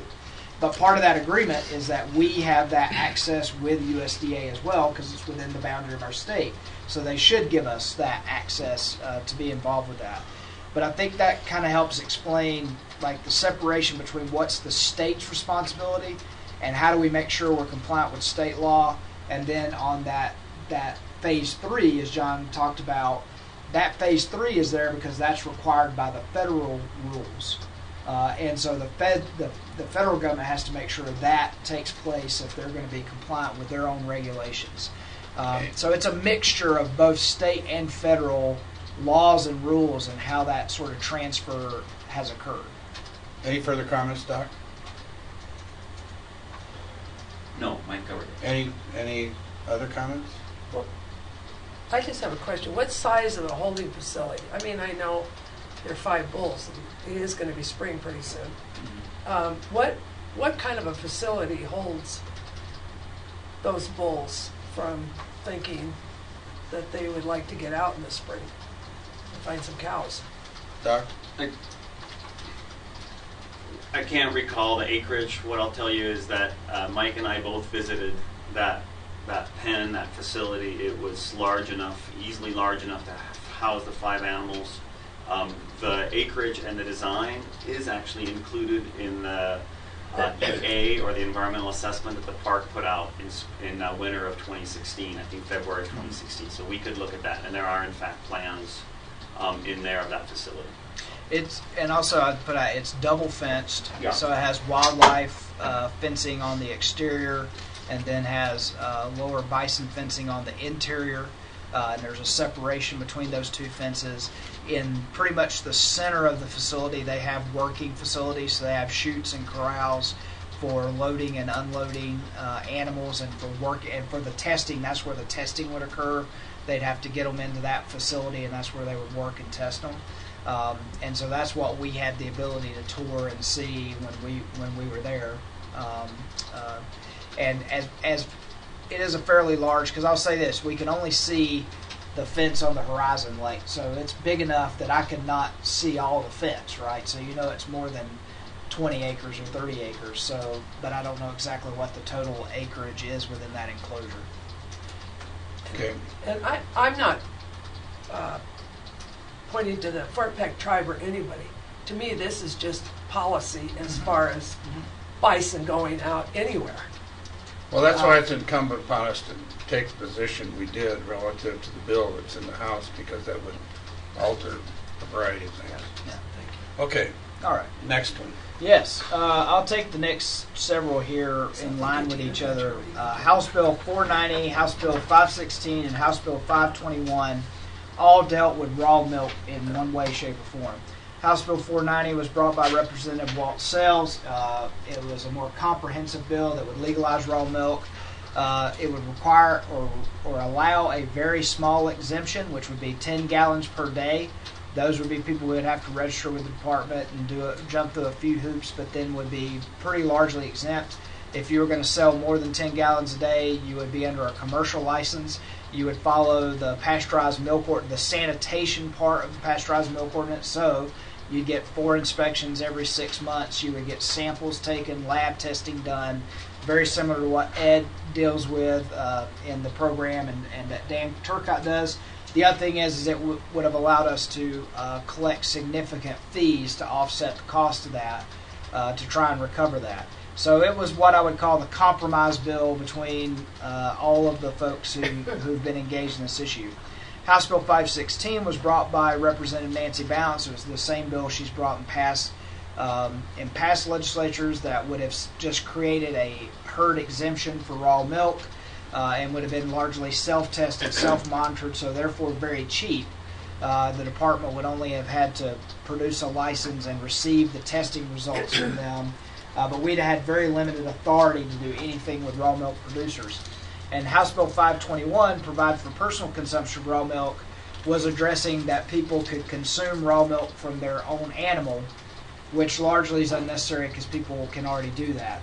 There already is a personal use exemption, but there is a perception. The reason the bill exists is there's a perception that the Department of Livestock and Department of Health and Human Services actually prevents people from doing that, from using the products from their own animal. That perception does exist out there. So all three of those got dealt with together on one night at one time, and so it was quite an interesting evening. The House Ag Committee heard all three. They only chose to move forward with House Bill 490, which was Representative Sales's bill, which had the testing and regulations and feed pieces within it. And then it failed on the House floor last week by a pretty wide margin, 65-35, 65 against. So now at this point, we think we're done with raw milk, but since fiscal bills can still be alive, you never know that there won't be another opportunity or another shot with raw milk. But we at least were able to deal with raw milk all at one time this year. Any comments, questions on those?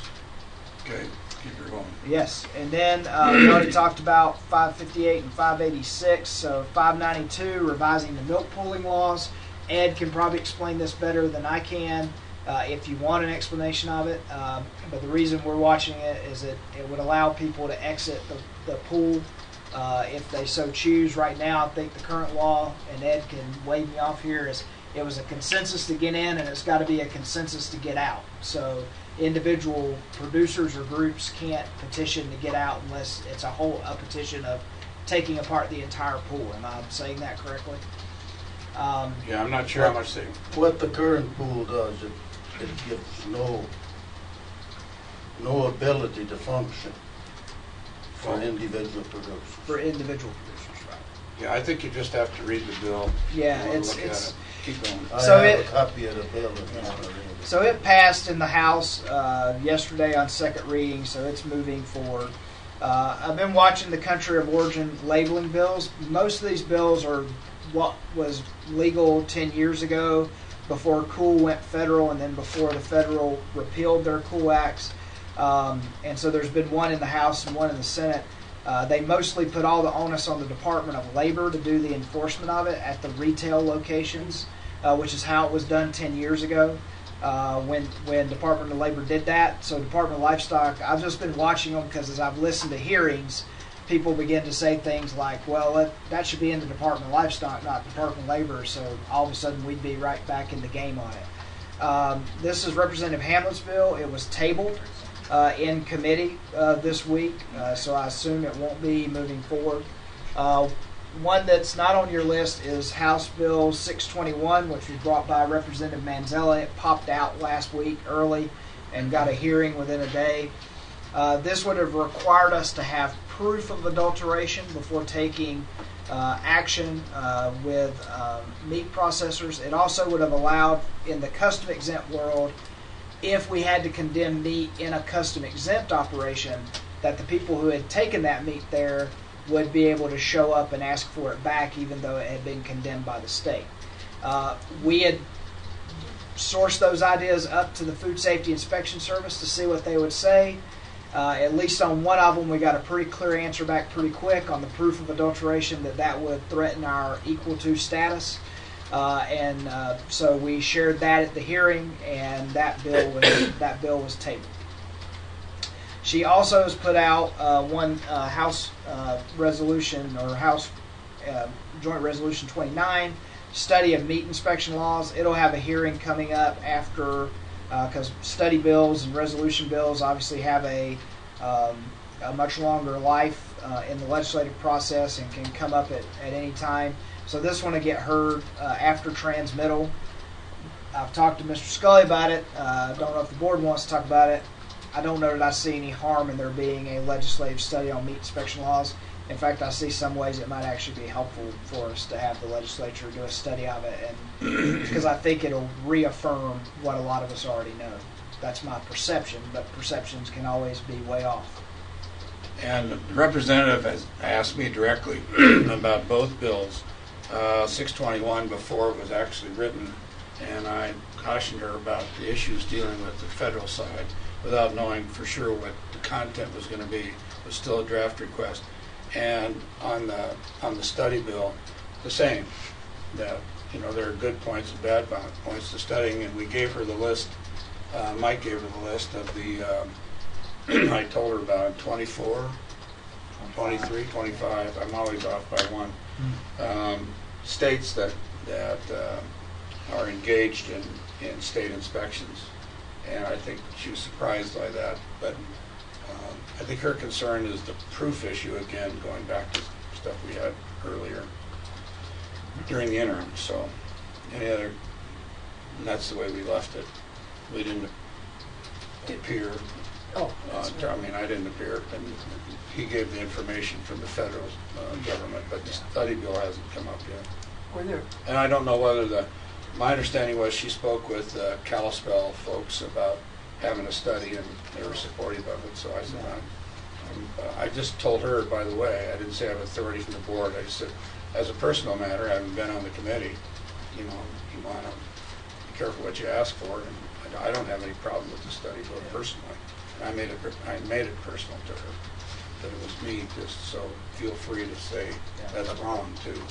Yeah, and she worked with staff. And that was before it was drafted. Yeah.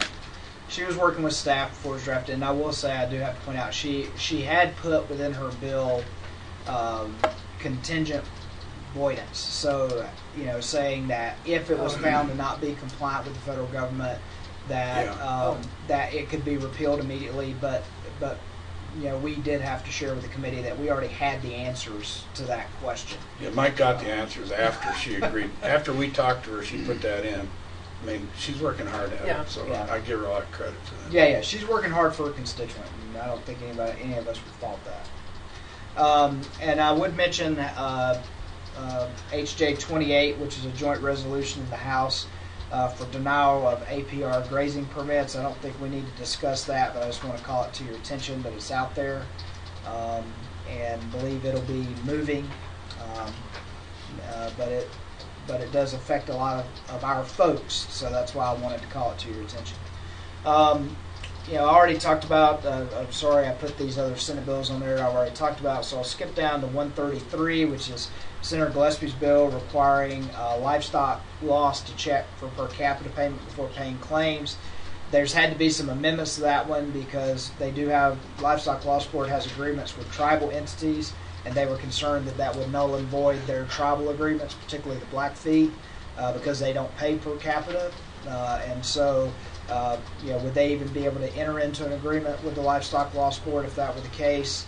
And so Senator Gillespie's been working with those constituents of his on that. It did fly through the Senate, and it looks like it's going to get heard with those amendments on board in mid-March. Senate Bill 166, the bill pertaining to Livestock Loss Board personnel, was tabled by the Senate Ag Committee. You know, I put them on here. Senate Bill 185, Senate Bill 186, and 187 were all bills brought by Senator Mike Phillips, dealing with things that I think our constituency cares about. So that's why I've been watching them. They all three were tabled. So the prohibiting of hunting and trapping of wolves near Yellowstone, prohibiting contests or derbies for predatory animals, and prohibiting vehicular injury as a hunting method for predatory animals. All three of those bills were tabled. Senate Bill 206 was just like Representative Hamlet's bill. In fact, it was the first one out, dealing with country of origin labeling. It has a weird title, Revise the Labeling and Marketing of Certain Ag Products. But it's about country of origin labeling at the retail level within Montana. It also had a whole other section that was very similar to Representative Redfield's bill on cell-cultured meat. That was tabled by Senate Ag a couple weeks ago. Senate Bill 230, Senator Sands, she brought this bill before, requiring a health warning for raw milk sales. It was moving, but once the raw milk bills died in the House, then Senate Ag tabled it because there was no need to have a health warning for something that's not legal to sell anyway. And some of these others I'll point out. We talked about Senate Bill 307 earlier, which I was going to talk about here. Senate Bill 320 is relatively new, so it didn't make the list before the agenda. Clarifying laws regarding cost of care for animals seized. The reason we're watching this this is dealing with animal welfare investigations that the counties do.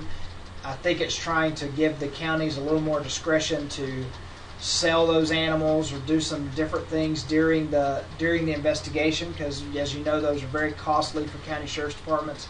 How it brings us in is it's adding some language in those situations saying that if it's livestock, a large animal veterinarian has to be called in to evaluate them, and it's asking that one of our livestock investigators be present for that evaluation by the livestock veterinarian. I've talked to our veterinary crew about should that be a livestock investigator if we're going to get involved in any way. Should that be a livestock investigator or should that be one of our veterinarians? Because I don't know what our livestock investigator would add if it's a veterinary review of what condition those animals are in. I'm sure they've got lots of lay expertise from years in the field, but if it's veterinary inspection, why would it not be veterinarians that were doing it? And of course, a bill like this another reason to keep a close eye on it is bills like this can always go sideways and pull us deeper into the animal cruelty and animal welfare investigations than we currently are or may want to be. So I'll just stop and see if you wanted to talk about that at all. Did you comments about that, Doc? I could address Mike's issues of staffing if you'd like. Otherwise, I think that suffices. Okay. Any comments? Okay. Any from the audience? Any comments, Jay? Yeah, About any bill or bills that we don't have on our list? Anything in general? Not just talk on 320 a little bit. Okay. So, us and the other ag groups did work with the counties, the county attorneys also. This bill's kind of been, similar bills like this have been brought up in the previous legislature. And our main concern was that basically in a seizure situation, you could sell those animals before you were convicted. And so we had concern with that. I think we built enough protections into here. We did kind of request that a veterinarian be included and that the department be included in those investigations because we are familiar with cases that have occurred. We're looking down the road, not tomorrow, but 10 years down the road, and changing demographics and how that may affect the livestock industry. So we want to build as much protections as we can for livestock owners. We're not advocating for any of those folks that do abuse animals. In those situations, they do need to be taken out or taken away. We do recognize there is a significant cost to the county, so we wanted to try to address that. So we did work pretty closely with them to try to address as many of our concerns as we could. We think the bill, as it's drafted, kind of meets those concerns, so we won't be advocating for it. We won't be advocating against it. We'll be monitoring and ensuring that that language kind of is retained through that hearing. Okay.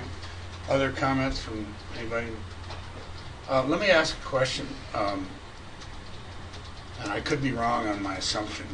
My understanding is that when an act of this nature occurs, that it's reported into the county, and that the jurisdiction for action is at the county attorney and the county level, not the Board of Livestock's employees. Is that correct? Yeah, I think the initial investigation was actually done by the sheriff's office. That's what I thought. Yes. And And so- we like that process. We've never advocated against that process. We think that's appropriate to do that, retain that, and then it does, retains to the county attorneys to take an action. So in at least one case that I'm aware of, then what happened was a private veterinarian was brought in, analyzed the set of circumstances, trials and whatnot went on from a county level.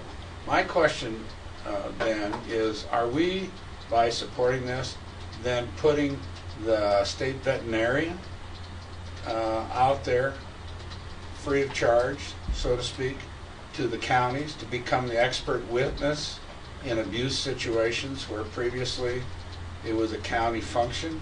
And are we dragging them in unintentionally? That's my concern. Mr. Chairman, members of the board, so I think that's the intent of the bill. The intent of the bill right now is to, or I should rephrase that. That is why the bill at this point focuses on private veterinarians providing that expertise, and I think that's appropriate. Not you. Correct. So the bill is requiring that a brand inspector or a district investigator is on site while a private veterinarian is doing that humane inspection, which is appropriate because obviously we have more district men distributed throughout the state, and then also the concern would be that in fact of involving Department of Livestock veterinarians is twofold. Number one is there may not be enough of us to go around to do all those trips for these humane concerns. And then the other thing is it's kind of a subtle shift of responsibility to have the Department of Livestock included very closely in those types of events, I think to our detriment, because we're not staffed for it. So I think, Well, in the end, you're not the prosecutor. Correct. So that's what I was. So it should be a local veterinarian. so, and Mr. Chair, that's exactly why I brought it up. So with that inclusion of, even if it's one of our law enforcement officers, as the language currently sits, and I pulled it up so we see it's Senator Solomon who is the primary sponsor of the bill, and somebody we certainly can talk to, is what I think I'd like to have a better understanding of as staff is, why do they see that as necessary? Why do they see a livestock investigator? Now I'm sure what I can probably suppose the answer to be, because not all private veterinarians are livestock experts, but they want someone maybe to validate that it wasn't just a hard winter or something like that that's going on. But I guess and the reason I brought it up the way I brought it up is discomfort with having any Department of Livestock personnel with a statutory obligation to get involved. Well, I've been on both sides of this thing in terms of being a prosecutor and now sitting here. I could see the proposition where an inspector be there for the purpose of identifying ownership. Right. And proof of ownership. Mm-hmm. Because that, as a brand inspector, you could establish proof of ownership, because sometimes that's an issue. But to be brought in as an expert dealing with care, that would be another issue. And so I would hope we would be careful with that bill and watch it as well.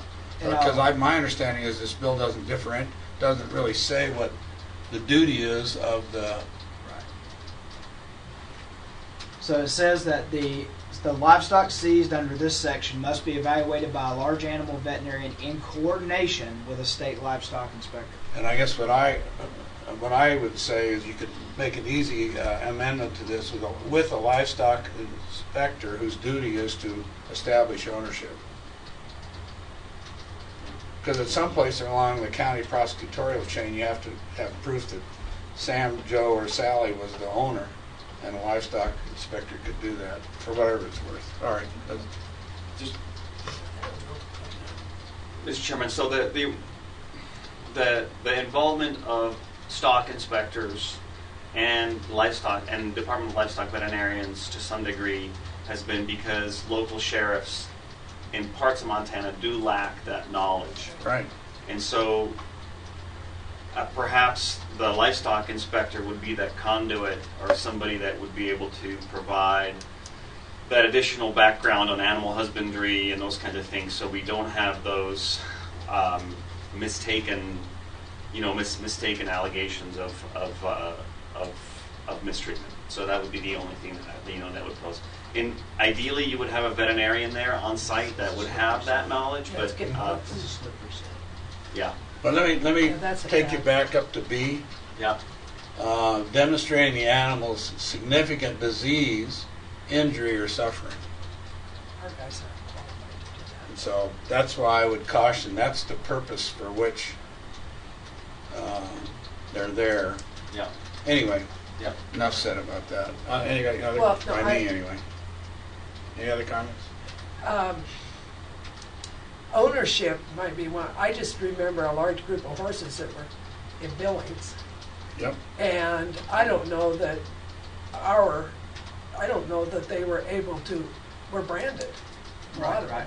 To even have our person identify. I mean, we might be sticking our nose in where we don't want it. I don't know. Because that was a costly thing, I'm sure, for the county or whoever. ended up feeding all those horses. But Yep. we must be pretty careful, yeah. So we have to pay attention to this bill. Yeah. Well, and I'm with Lila on this one. Stay out of it totally. Well, a Well, lot I don't of, know, Yeah. but there are a lot of people with very good hearts who end up with way more animals than they can handle, who have no means of proving ownership. And do we want to walk into that? Maybe not. But I'd rather have something like that in there than the way it sits right now. right. At least it's limiting. But at any rate, other bills. Yes, so on the Senate side, Senate resolutions, Senator Cuff has a resolution supporting delisting grizzly bears from the Endangered Species Act. And you can see it made its way through the Senate and is headed to the House. So I thought the board might have some interest in that. Senate Resolution 7, a study resolution on the value and cost of wolves and grizzlies. I keep this one watching because it's probably Livestock Loss Board stats and some other things that are going to be used in that study if it were to happen. And it's just kind of been sitting around, as you can see, lots of activity but nothing public. But it got referred to the Senate Fish and Game Committee, but they've not taken any action on it since then. So it's still sitting there. As far as drafts not yet introduced, most of these popped out, so we don't have to talk about them. They became the meat inspection bill and became some cool bills.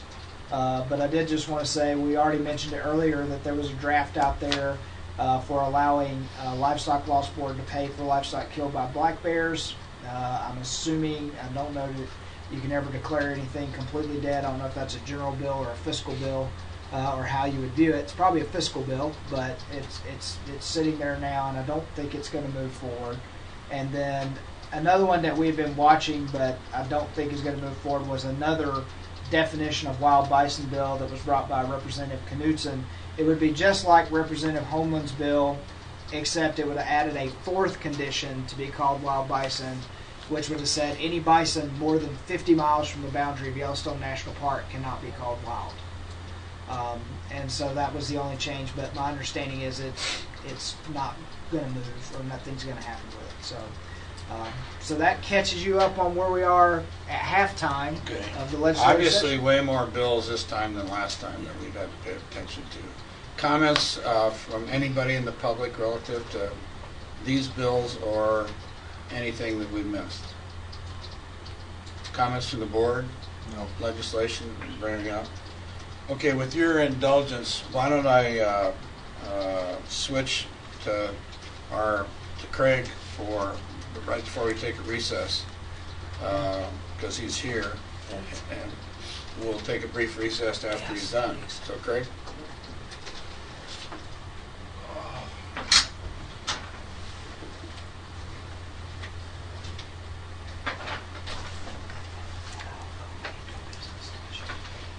Chairman, members of the board, how we doing? Good day, right? I was a little unexpected, but I'll jump right in. So John isn't here, obviously, because of weather. Thought it was prudent that I'd come. He sent me a list of few items to go over kind of real quick. The federal shutdown was December 21st to January 25th, which was 35 days long. As you know, we were shut down. However, we were considered semi-essential due to state law that says wildlife services must investigate grizzly bear, wolves, and mountain lions. And so from that standpoint, whenever we got a call for those species, we went out, and out of 35 days, 23 investigations were deemed confirmed.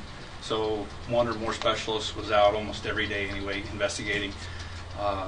And of course, wintertime, so there were no grizzly investigations. That was all wolves and lions.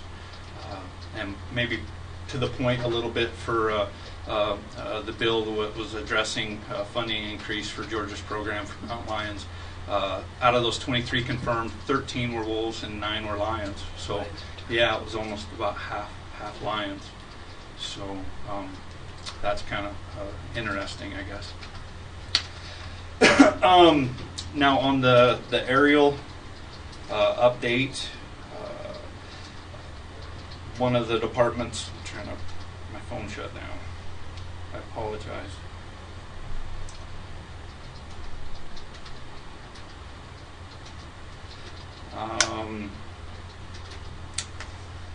6962 Charlie, the OH58 out of Billings, is in for service, and it was just routine service, and actually found that there was some corrosion on the main mast, which was interesting.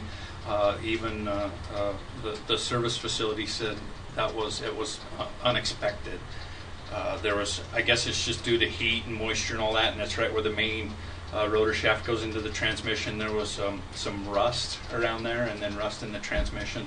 So basically what that means is something that was unforeseen. It'll be about $70,000. So how much time? Yeah. So how much time? So it's the OH58. As a matter of fact, I was down at Jerry's yesterday checking on it. He had the mast back, the other replacement, and then sent in the transmission. And then, of course, it's the military portion, and they do it off of oil samples to see if there's metal and all that stuff in there. Well, what they found is actually a couple gears that were worn past limits. So actually got the gears. He had the parts there, so we're thinking within a week or two is hopefully that machine will be up and running. 95 Tango here is on board. My stupid phone. I apologize. Super secure. So the one in Billings is a department? Yeah. So Department of Livestock has 2 helicopters, one here in Helena and one in Billings, and then we have the federal helicopter that is kind of floats around, and that is actually in Billings. The 88 Hotel de Loche that we got from the Border Patrol here several years ago. So as of right now. And then, of course, we have 2 federal Super Cubs, too. John wanted me to point out that we are full staffed on the aerial operations. We have the 1 helicopter pilot, 2 helicopter/fixed wing pilots, 1 fixed wing pilot alone, and then 3 contract fixed wing pilots that we're utilizing. So that 1 machine is down, but we have a lot of other options, too. So. And which is good. So as long as the weather's good, then we're definitely out trying to do good things from the air side of stuff. John also wanted me to point or mention that he had talked at the UM Law School last week to 2 groups of law students on the opposite sides of the spectrum about predator management, that stuff. He's done that for a couple years, just kind of given some facts there. I always think that's really good as opposed to just having assumed information, what is gathered from the internet or whatever. So same as I do at a way smaller level with the AP biology class at the local high schools here. Kind of just talk about all that good stuff. Other than that, lots of snow. One thing I wanted to bring up, April 24th, Wildlife Services will be holding what we call our non-lethal workshop for producers, and it'll actually be here in Helena. And it's kind of just a full day seminar on guard dogs, fencing, all that kind of stuff, and then actually get producers here to talk about things that they do, and it's from the scale of small acreage farmers, the small animal numbers, all different kinds, and then to larger producers that run on public ground. That how do they protect their cattle from grizzlies and the gravelies, that kind of stuff. There will be a panel. We have a bunch of research people coming in, but also we'll have a panel of producers here. Hillary, the grizzly bear coordinator at Missoula, will be a part of that. I encourage any and any input from the board here, if you want to come, or if you want somebody specifically on that panel, there's still some openings, that kind of stuff. Have you notified stock growers and Farm Bureau and cattlemen Of that about- meeting? Absolutely. Matter of fact, All that. Wayne Slatt with Cattlemen. the stock growers has been, he'll actually be a part of the panel. I know Wayne has been in contact with Jay about, doing that kind of stuff, actually doing it through extension service to get the facility and all that stuff. So that's a part of it, and they help actually disseminate kind of a mailing list to get that out to producers, that kind of stuff. And so, if I could, have you notified Southwest stock growers that they're having? we have put 'cause I out- went to that grizzly deal they had over there, and they're involved in that heavily. And typically what we do is we try to put it on people's radar, but then as we get a little closer to the event, kind of Crank it up. remind. Okay, folks. thank you. Mr. Chairman, Craig, last year you guys were just run ragged.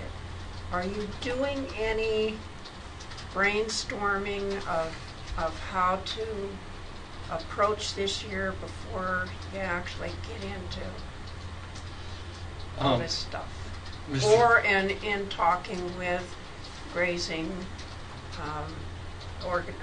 associations and producers and so forth? Mr. Chairman, Ms. Baucus, absolutely. That's something that's been on the front of my mind since fall of last year. We're actually going to meet. I'm having a district meeting with all of my staff. We actually have a grizzly bear handling workshop.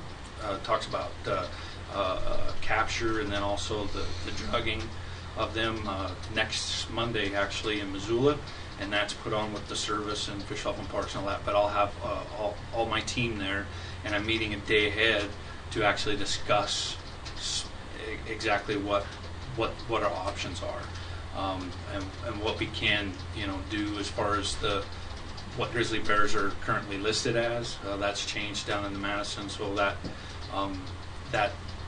that's going to be a big thing. John and I have discussed we had Denny Biggs retire, and trying to utilize maybe a little bit of his funds for hiring a seasonal that can help out down the Gravelies. We're also looking at the potential of other interests of getting maybe a range rider down in that area just to help look for dead livestock for us, because that's some of the hardest thing is finding it. I am meeting with all the forests at their FLT meetings, which is their leadership meetings from the forest supervisor and the district rangers and all that stuff, discussing issues of how we can better assist livestock owners on those allotments, what they should be looking for, all that, without having any other flexibilities due to their legal status. There's not a lot that we can do. The biggest thing that we can do is try and help producers be aware, and maybe ideas on how they can, one, keep themselves safe when they're out riding around with expansion of grizzly bears, because an example, we have a specialist from Harlow and from Lewistown coming to the grizzly bear handling workshop because there's grizzly bears showing up over there. So that's a big thing. So yeah, we're trying to look at every ingenious way we can with what we have, and I'm open to suggestions. If there's something that you are hearing from producers, the stock growers, or whatever that think that we can do better or different, we're all ears. Just to FYI, during the federal government shutdown, there was a meeting, I'm sure you're aware of it, I hope, over in the Madison, dealing with the Madison Valley Ranchlands put it together and hosted it.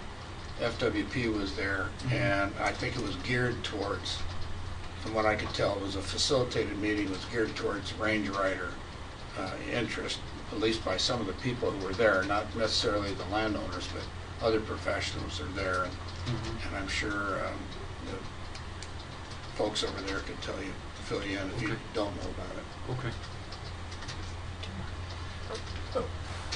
You've already kind of answered one of my questions, and that was after the shutdown, if there was any chance you got more money so that you could hire more help.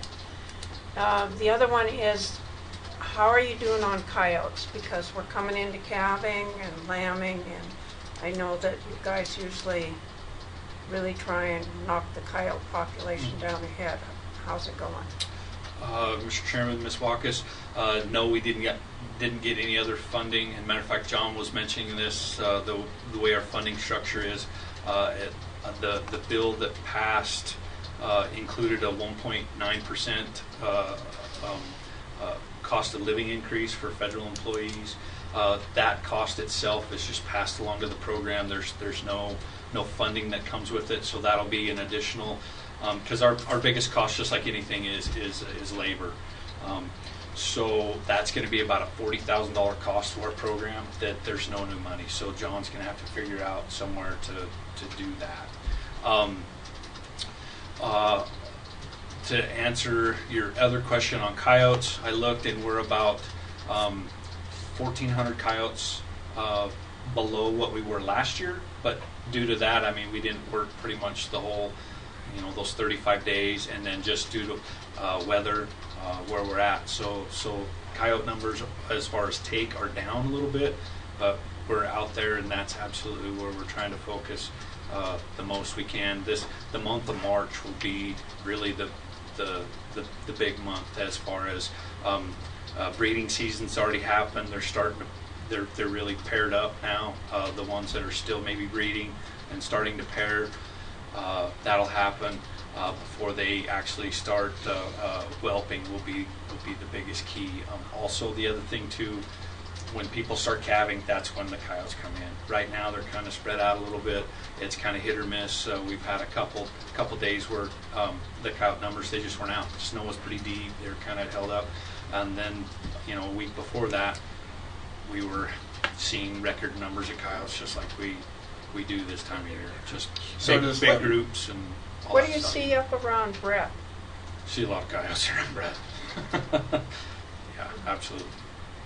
So if our budget request stays intact, can a portion of that increase, $75,000 a year, the increase on the buy-in, can that be used for personnel offset or not? Well, that's a great question. I'll have to get back with you on that because I believe. Well, just something to look into. Yeah, and I believe we'll have to look at the agreement between Wildlife Services and the Department of Livestock on what those our funding agreement, because I believe it's helicopter costs and that kind of stuff. Okay.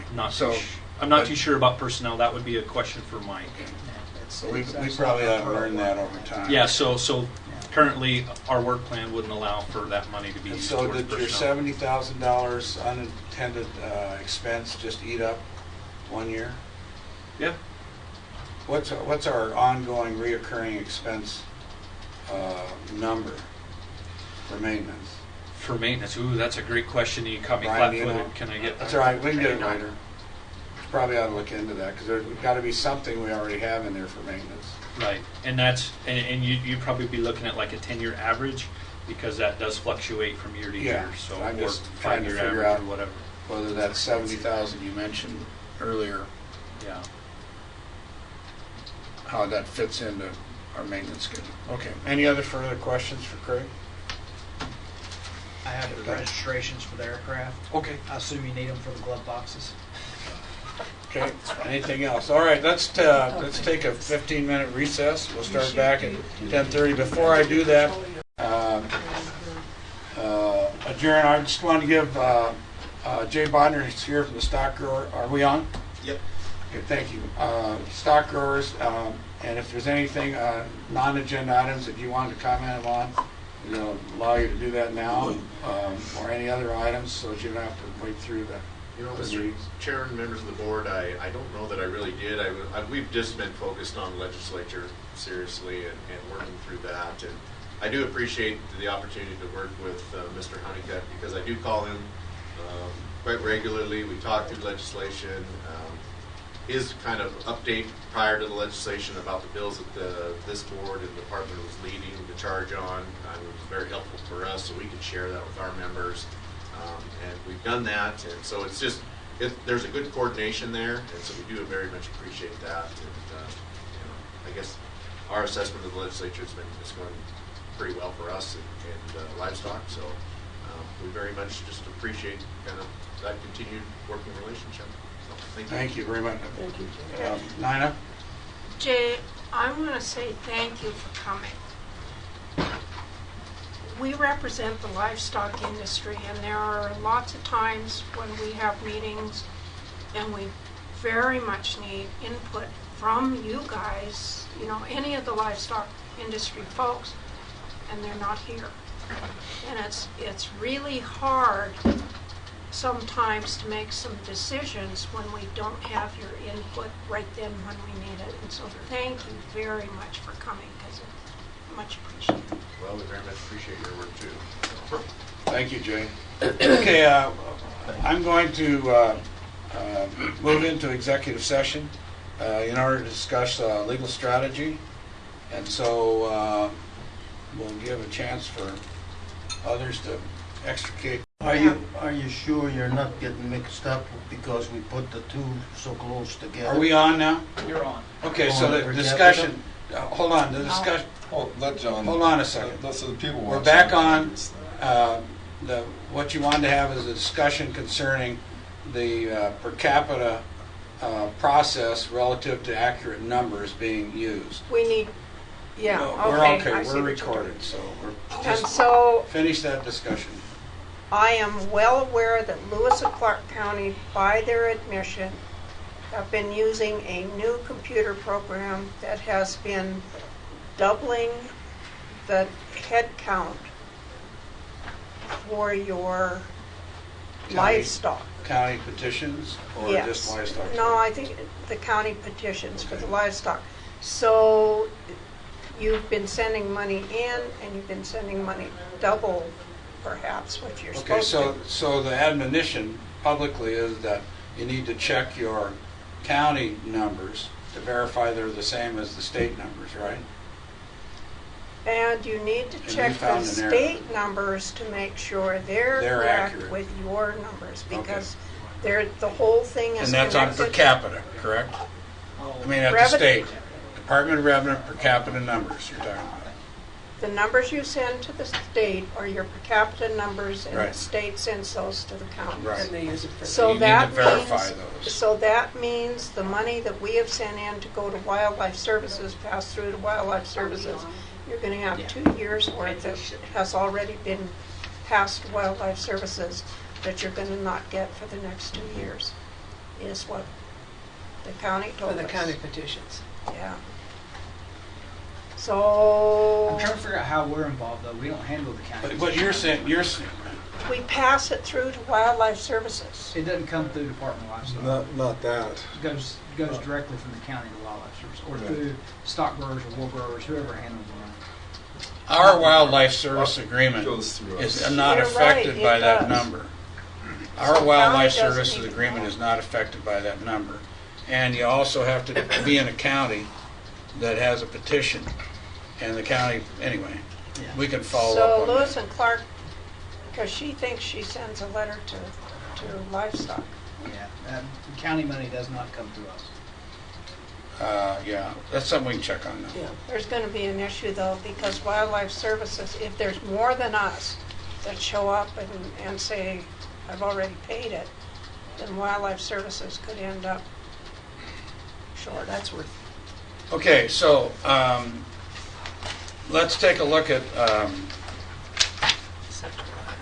we've got Brian here. I think Brian, you guys are good for lunch if you just want to take lunch early. And then you want to take lunch early and then start, or do you Sure. want to go with lunch Brian? is ready. How long you gonna be, Brian? Is it- Half an hour. It depends on how long we're going to talk about per capita fee revenue. We're going to talk about that more in half an hour. Yeah, let's Yeah. have lunch. That's probably the. Is lunch ready? I believe it is. I think we've got it all up there. Okay, so let's go have lunch. We'll reconvene at 12. That's scary, isn't it? The per capita. Yeah. It is, but it has a way of lying. It's going. Okay, we'll call the meeting back to order. There's no further legal counsel update, so let's move into central services. Mr. Chair, I'm assuming that's me or That'd be you. directing it. Okay. You've got I think 4 reports from Central Services, thanks to Evan and his hard work. He is vacationing in Nevada this weekend, so not shoveling snow. I'll probably say something like this time last month and that because it's March 1st and we're looking at January 31st end of the month reports, I'm going to be all confused on what month I'm in now. So try to pretend I'm in February and maybe even January sometimes. Okay. All right, so both the budget comparison report and the expense projection report are going to show some improvements, minor, small-ish improvements on our financial health from this period, compared to the last period. In the expense projection reports, which is the blue one, page 1 of that packets. Your bottom right number of $104,749 represents a $15,000 improvement over last month, kind of split evenly between personnel and operations. The operational budgets, pretty consistently across the department, are behaving as expected. So whether that's on a straight trajectory, as most of them are, or if it's maybe the DSA and the federal umbrella programs where they're having more work last month, really, and getting bills in last month compared to, they're heavily front-loaded this time of year, January. So they're all working out pretty well. I don't have much to say on that.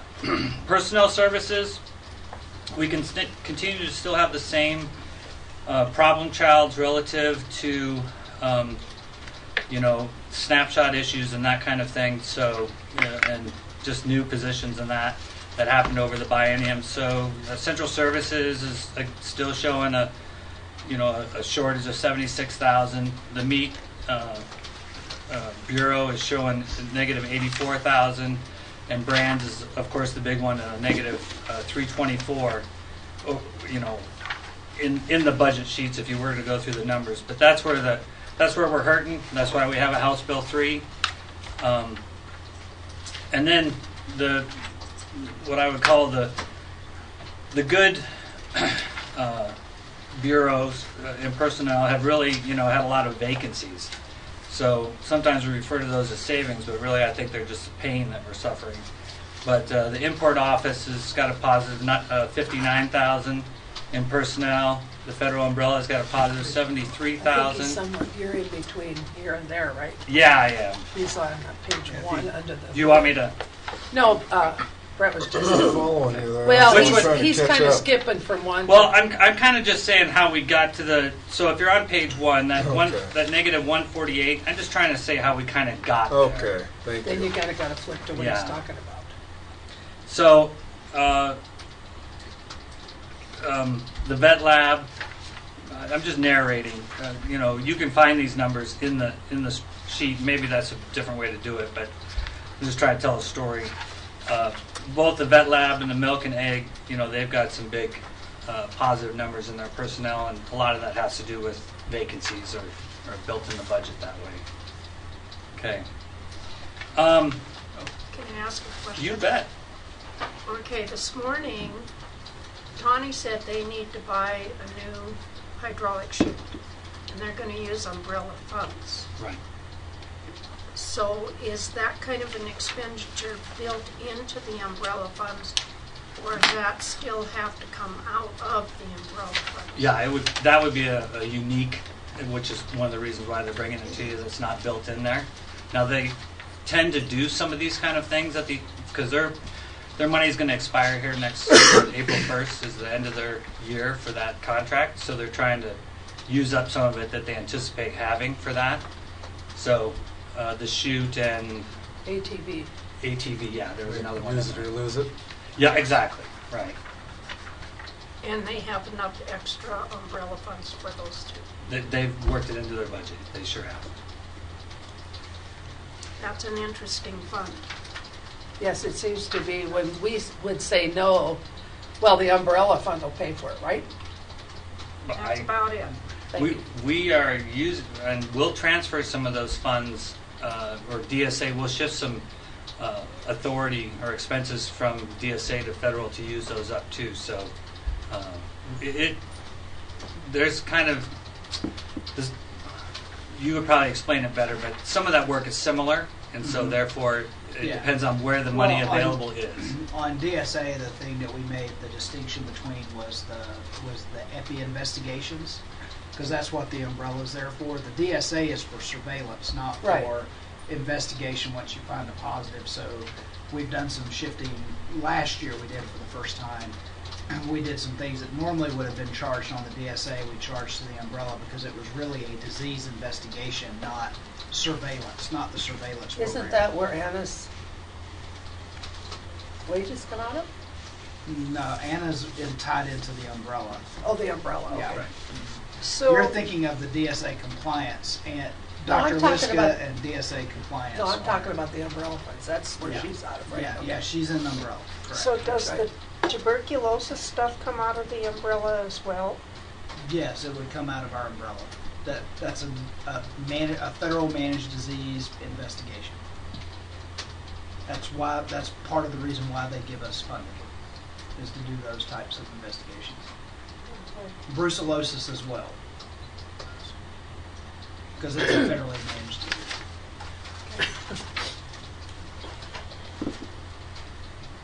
What we couldn't do, and I'm looking at Dr. Zalewski to wave me off, but trick would not be something. If we were doing a program on trick, that would not go under the umbrella because it's not federally managed, correct? Correct. Yeah. So that tells you how it gets split out. You still online? Yeah, I am still on. I was just gonna, really close up the conversation just by saying that, between the realigning of some of the, milk, like the milk and egg has a big positive authority level in it. So maybe we're gonna do some DSA movements with the lab. But between realigning of some authority to match expenses and the House Bill 3, all of this is looking like on a fairly good trajectory, and we'll be able to do some positive things at the end of the budget year. So I think we're in a good spot as long as House Bill 3 continues to do as it does, because it could be by the next meeting we'll see a different balance here on this. That's what I would anticipate. Well, as long as it's negative, and we think it will be at the end of the year, that's why you have House Bill 3. Yeah. Okay. The next tab, unless there's questions on the blue, great for questions. Page 14, that's of the comparison reports. I think a good takeaway for the board members is, and this is probably really the only major note out of the narratives that you'll read down there, but the page one is a great narrative on the bottom there that kind of condenses what everything is here. So, I can almost just read it as far as the Department of Livestock is budgeted, and you can see the 13 million. That's the number on the far left bottom number, and then it's got the FTE. This is kind of a form-filled document. So 137.62 FTE for FY 219. Then the important part, personal services budget is 55% expended with 56% of the payroll complete. So we're tracking great as far as completion to the end of the year. And then the numbers here will just translate. The operations are 53% expended with 50% of the budget year elapsed. So we're a little over on operations, but some things like DSA or the Fed program are going to be front-loaded for this period of time. So, we're on the home stretch for a good portion of our budgets. Okay, so then in total at the bottom, with 50% of the budget year elapsed, 53% of the budget is expended. So that's really pretty healthy. That's not too much to be concerned about. At the bottom right, the second column there where it says, year-to-year comparisons is the column. It says a negative 142,000, so we spent that much less than this time last year. So just to make a note, that's a $20,000 improvement from last month. So we're still making gains on from where we were. Our trajectory is positive. So we're holding back payroll or vacancies and that kind of thing, and not buying things. So At what point does, sorry, Go ahead. at what point does holding back vacancies bite us? well, I think it's already biting us. I mean, we don't have positions that we need, but when you mean, I'm sorry. But at what point does the legislature say, well, you don't need those?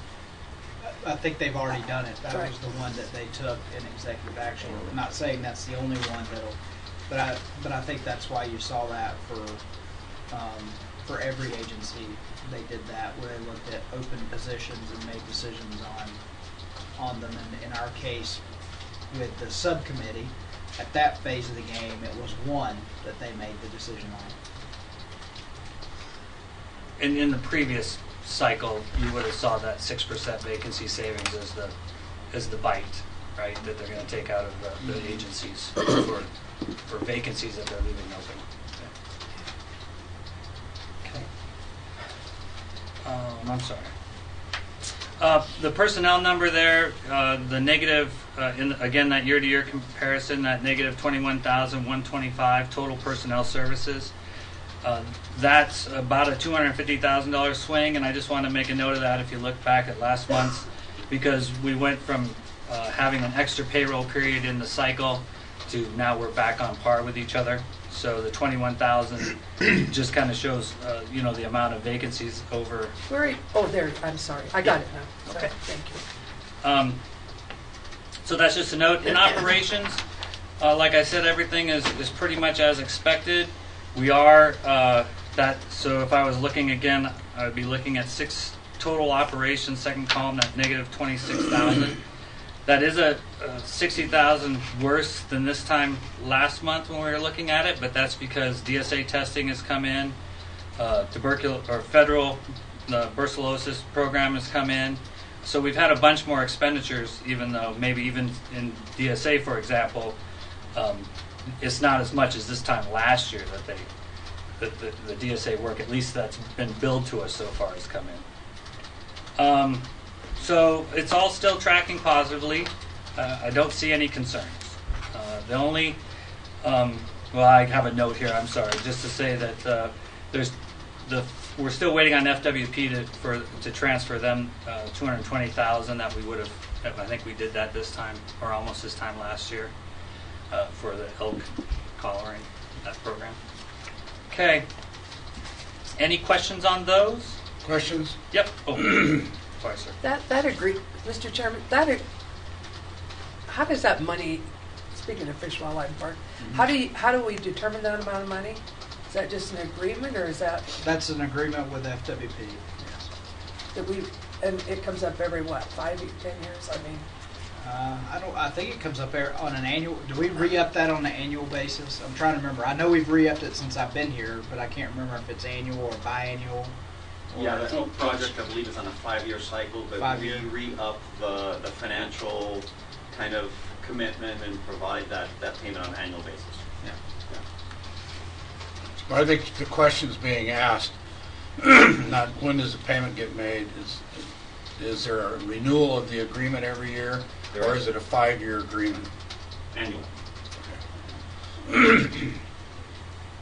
Do we get our money's worth? Hate to ask it that way, but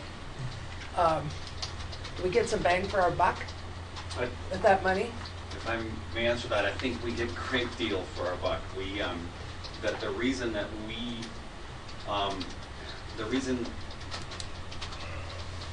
we have a significant influence over where the next year's capture project is, and it's really based on uncertainty of brucellosis status of those elk where that sampling is done.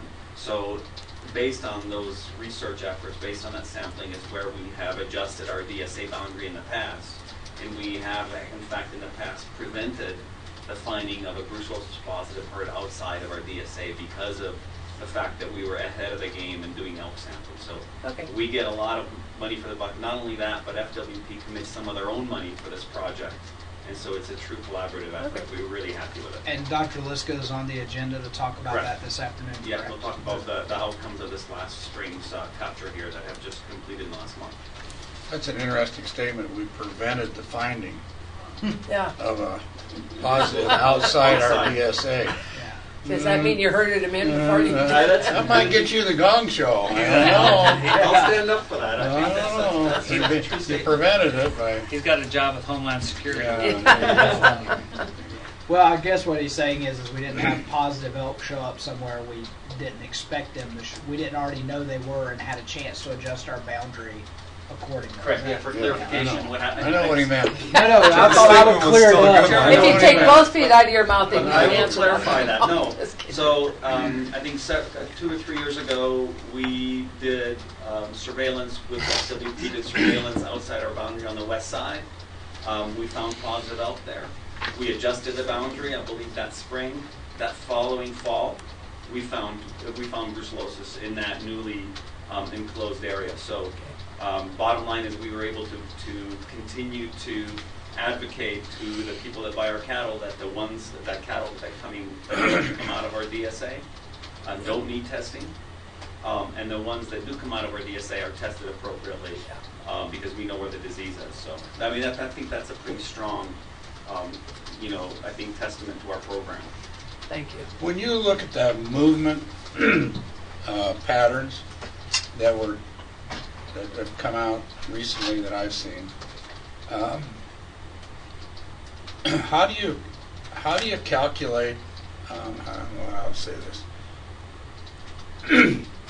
The movement patterns have dots for location at a given period of time, but it's not indicative of the numbers of elk. So you could have 53 dots, but they were made by 3 elk.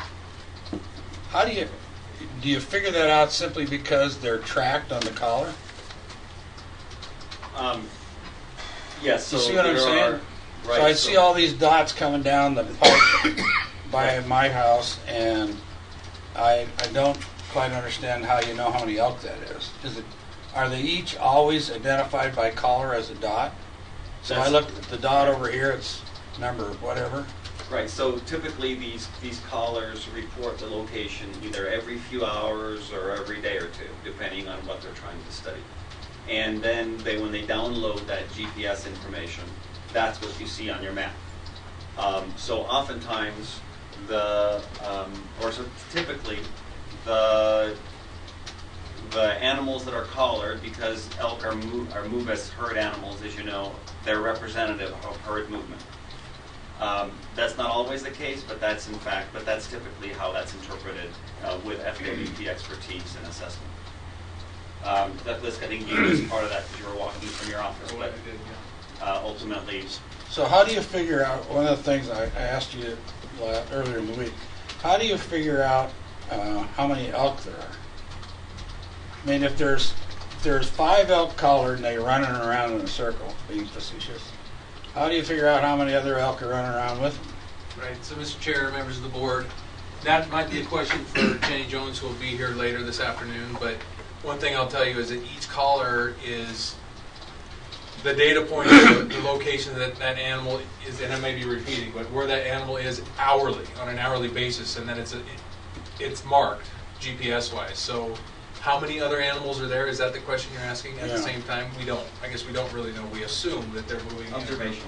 in through observation, local observation. But those collars, the point is matched to the particular collar, and I think That was the other part of the question. Yeah, so so that data point is matched to a particular collar, so they can tell you which collar, or basically which elk or elk number, is associated with that dot. If you want to dial down to that point.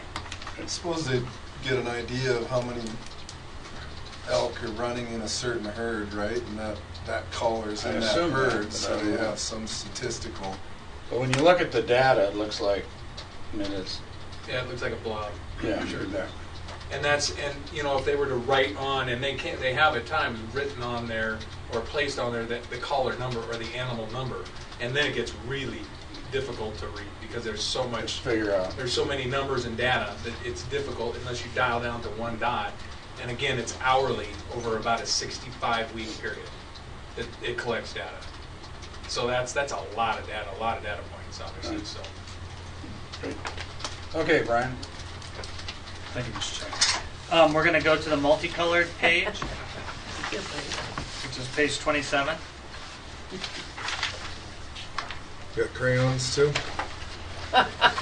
If you're stressed, I could probably go find some books. We might be after this discussion. Okay, so I'm gonna talk per capita fee for a minute here, but we're gonna really talk that conversation with the next pages after this. But I'll highlight a few things on this page, and we've been tracking on the local. So in the blue section there for brands, we've been tracking on the local inspections and the market inspection fees, because those are kind of the variable ones that track what's happening out there. They're still a little bit out of whack, but they are closing. I'll say that. It's a $16,000 improvement since last month for local inspections and a $30,000 improvement for market inspections. So we're closing the gap from what we expected to get for revenue, but they're still there. And there's some kind of parallel there between the local inspections being higher and the market being lower, which you all, I'm sure, know better than I do. On the per capita fee, the second column there, the 547, this one's hard to track because we're still having the issue of collecting fees at the beginning of the year and at the end of the year. We're still making that shift. But I just wanted to make a note that that's from last month. That's a $400,000 roughly increase in revenue. And then when we get to the next page, I'll just make a note now. But in 15 days from the end of January to February 15th, we gained another $450,000. So with per capita fee, being reported March 1st, this will exponentially keep happening like that. That's the expected track we're on. So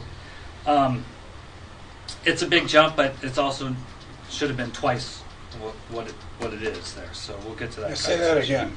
Yeah, it's a big jump, but it's half of what it should be.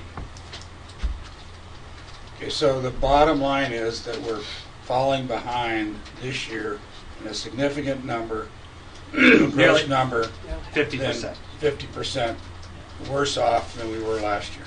Right. That's true. And a couple more notes, and then we'll get onto that conversation. Milk inspection, the purple. I just want to make a note that 20,000 represents about a 10% decrease in revenue for the year so far, and that's kind of how we're tracking. So it's a concern. Our revenue's having a hard time now keeping up with our expenses, unlike in some other areas. Milk and meat are going to have that continuing problem for a while. And sorry. Hold on. Go ahead, Mike. Finish up. No. Well, yeah, and what I was going to add to that is a conversation Brian and I had the other day, which is you'll see or have seen in reports from the Milk and Egg Bureau. So we have lost a couple of more dairies, and so when you lose a couple more dairies, you lose their revenue, but it has not changed our fixed cost because we still have this. We're not at a point that we can reduce personnel, and so that's why But I just wanted to give some more context to that because even it just doesn't go down in a straight line fashion. If you lose 3 dairies, you lose their revenue, but the loss of those 3 dairies doesn't mean we can do without one milk inspector. So things like that kind of start to get you out of whack. Dinah? That was my question. So how big, excuse me, Mr. Chairman, how big were these dairies? And I think Dan's got a report here later Oh, on. okay, If that's you were going fine. to give Yeah, it yeah. for him today. I will. Yeah. Yes, because he's weather same as everybody else, but and Ed might know too. But I think we are going to talk about that under Okay. the animal health portion. Thank you. Okay, and lastly, the diagnostic lab. I just want to make a note that you'll see that there 25,059 is their number reported on this form for as compared to last year. From month to month, they increased another $10,000 in that number with last month. So they're still doing very well there as far as comparison to last year, and the number is growing. So And they're, Brian, just another point there, sorry. And Yep. one of the things, because you've heard Dan talk about that, I think at the last meeting, we've not seen the impact of that, but recently there was the decision that we could not undercut the USDA rate. So on egg grading, we will be having to charge a higher fee. We were charging a fee less than what the feds were, but now we have to charge equal because there was an issue with states. So what's happening is really it's an issue between Arizona and California. Arizona was charging a lower rate. California is charging the federal rate. There was about a $12 difference. So California egg producers complain, hey, all of our business is going to Arizona because their costs are lower than ours, these big egg producing states. And so California complained to the federal government, and the federal government ruled that if our federal rate is 41, all the state programs have to charge 41. They have to at least charge 41. What? They can't charge anything less than that, so it doesn't become a game states can play by lowering their rates to attract business. So we will see more revenue in that area because we'll have to increase that fee to Wilcox. But it was a decision out of our hands. It's a decision made by the USDA Ag Marketing Service. Have we communicated that to the customer? To Wilcox, I'm pretty sure Wilcox is aware of it, but I'll make sure I ask Dan. You should make sure that they get Yeah. notice Yeah. with detail. So they don't blame us. Right. Because Wilcox operates in multiple states too, so they're aware, I think, of what USDA. That's all right, but I think we just make sure. Yeah, we we get need. notice. Yeah. okay, the last section, mostly gray, black and white, is Great. the status of the per capita fee revenue collections as of February 15th. You might have to flip back and forth, but just so we're oriented, the first page is the one to really stay on. That's what we are this year. The last page was last year this time. It was Friday. It was February 16th at that point, but still the same time period. And then the third page is just a head count for your reference or orientation on how the counts came in for every fiscal year. So that's all year. That's not as that third page. Those counts are for the year, not for February 15th. Okay. So, and this has been reported to the Department of Revenue. We've had some exchanges in February, and we've gotten some responses back to them. But did you send that? Did you send this information out already to the board? I can't remember. I think in that last report I put some information Okay. about it, but Okay, I don't think I included all your numbers. Give us some summary numbers of Yes. what the charts are showing us. So they sent out 16,247 cards, right? They've gotten back that top number there, 5,842. That is compared to last year, if you looked on the other page, of 9,620. Okay? Hold on, back up already. Yep, okay? all right. So page, 5,842 reporting forms have been filed. right. How many did you say were sent out? I don't see that. 16,000. It is on the next page in the narrative on the Oh, bottom. here on the bottom. Okay. All right. That's the number that So they we've base received it on back a last year's third. A numbers. third. Right. Okay, let's start over. But the material, Put the facts down again, okay. so they don't get confused for All right. people listening to this. On page 29, at this time, same time period, they had 9,620 reported. Okay, that is 39% less reporting than the same time last year. Yes, Okay, and money? I'm getting there. Okay, Okay, a hold on, question. hold on. Okay, so per capita fee revenue is down 51%. So we're looking at the number that's in the bottom right corner on the page 28, which is 1,558,907. That dollar figure is down 51%. If you were to flip the page from the 3,179,851 that was reported at this same time. So the number of reports are down 38 to 39%. The revenue is down 51%, Correct. right? Yep, and the At total the same livestock time last year. The reports are, excuse me, Mr. Chairman, but that's not right. The reports, if you send out 16, you only got 5 back. That's more than 39%. I agree, but this is the Compared. we're really just trying to compare for comparison's sakes, February For the- 15th for to the February date. 15th. Yeah. Okay. So We're you're gonna- doing a year-over-year comparison, February 15th, the number of people reporting based, having received the cards, and the revenue from it, Right. right? Reporting 38% down, 39%, revenue down 51%. The magnitude of the 51% gross number is what? $1,620,944. Difference this year to last year. Yep. 1.6 million. Okay, That's a big everybody number. got I that? got it, yeah. That was a big enough concern that and that DOR was tracking on it, that they, they're already progressively, I think we're probably a day or... Before you get into that, though, Okay. let's set the stage here. The last board meeting we had, the report we had was we were pretty much even Steven, correct? Well, and in fact, we reported at the last board meeting that there were some early adopters in the electronic report. But it was looking a lot different It was. than right this minute. Right. Absolutely. Okay, all right. One more second before he goes on. So, that 1.62 million as of the same date, just so we're on the same page, as last year, is less collected as of February 15th. Right. Right. No. That's a total reported, okay? Because there's going to be a delta between Total amount reported. due. Yeah. And so that's what I was asking. But amount paid, we're down in cash by 551,000. We're down in reporting by 1.62 million. Yes. That's what I was verifying. Okay. Okay. I do think the important number is reported, not necessarily due, because if you reported and you haven't paid, you're still going to pay.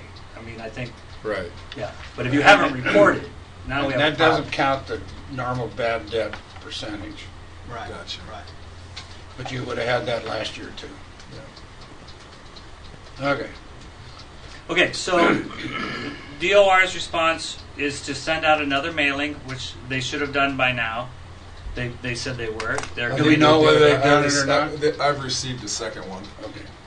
Do we receive a Just copy of that so yesterday. you get it? I haven't. mean, I haven't we had should that. get a copy of what the hell they're sending out Yeah. for I our haven't gotten a files. copy. They I've sent got a the copy of their exact same first thing one. out they sent the first time. and That card? That little green card. They promised that the phone number was going to be more, I didn't look at it that close, so. which is probably true of a lot of people. Well, yes. So are they sending that out to everybody, or just those who they have I on would say the the exact record same thing. who have No. not Very yet similar. responded? I remember him saying they were sending it out to 10,000 was the number I heard. So it would be those that have not responded. Yeah, but I can't We verify. probably that. better find that out, see what they're, so we understand what they're doing.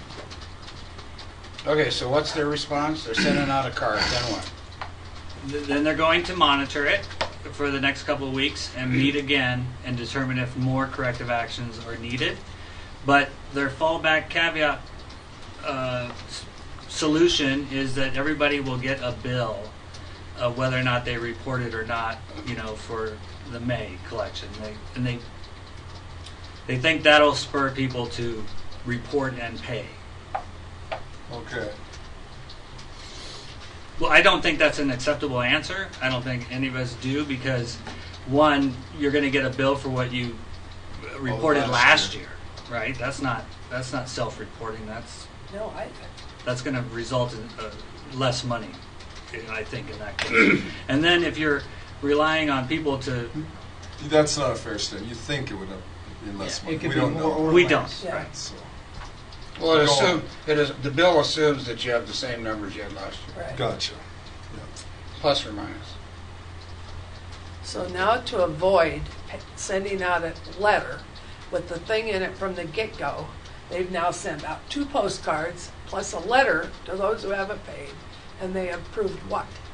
They've only sent out 2 postcards. There's no big Right. additional letter. But they are going to send a letter. They're going to like send a PO. bill to everybody who hasn't Something, paid. something. When's that gonna happen? May 1st. Huh? May 1st, their normal time that they bill. May 1st? That's typical, that's when you have, that's when you have to Yeah. pay by. I know, but think of it this way. We're already a month behind I got you. at 50% on any remedial action. So this is February 15th reporting. They just send the card out, so they want to get a basket full of money in tomorrow. So at best, we're a month behind in trying to solve the problem. I think we have an opportunity in a week, or I think we're probably at that point right now, that they've self-reported saying that they're going to look at it and take action depending on what they observe. But let me raise this point. So let's just assume for the moment they don't get anywhere. Right. That we're still behind her and then behind her more, so to speak. And then you wait till May to send a letter out, and it fails to bring in all the money that you're missing. Then what are we going to do? Well, So I'm asking is it reasonable for us to request that the letter go out before that? Because we're so far behind. And I think that's what Brian are saying is okay, they've sent their postcard, but we've not given up on between now and say April 1st. We sit here on March 1st. That we're not going to continue to push that. You now need to send a reporting form as you have in the past via mail to all those who have not reported yet.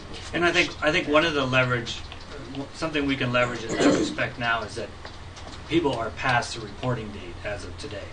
Right. So there is reason to send out. technically There it's is over. reason now to send out the report. Yeah. Right. They're past due. Right. We're not So we speculating. shouldn't wait till May. Now, Yeah. the other thing that was said, so the board understands on the bills, is that when they send out the bills, whether you report it or not, that if you don't pay the bill or respond, you will go into collections. And who pays for that? Us? I think they do. Revenue pays for. We've never gotten a bill for. Our bill is all wrapped up in the percentage. It fee. probably comes That's out of our okay. money. But yeah.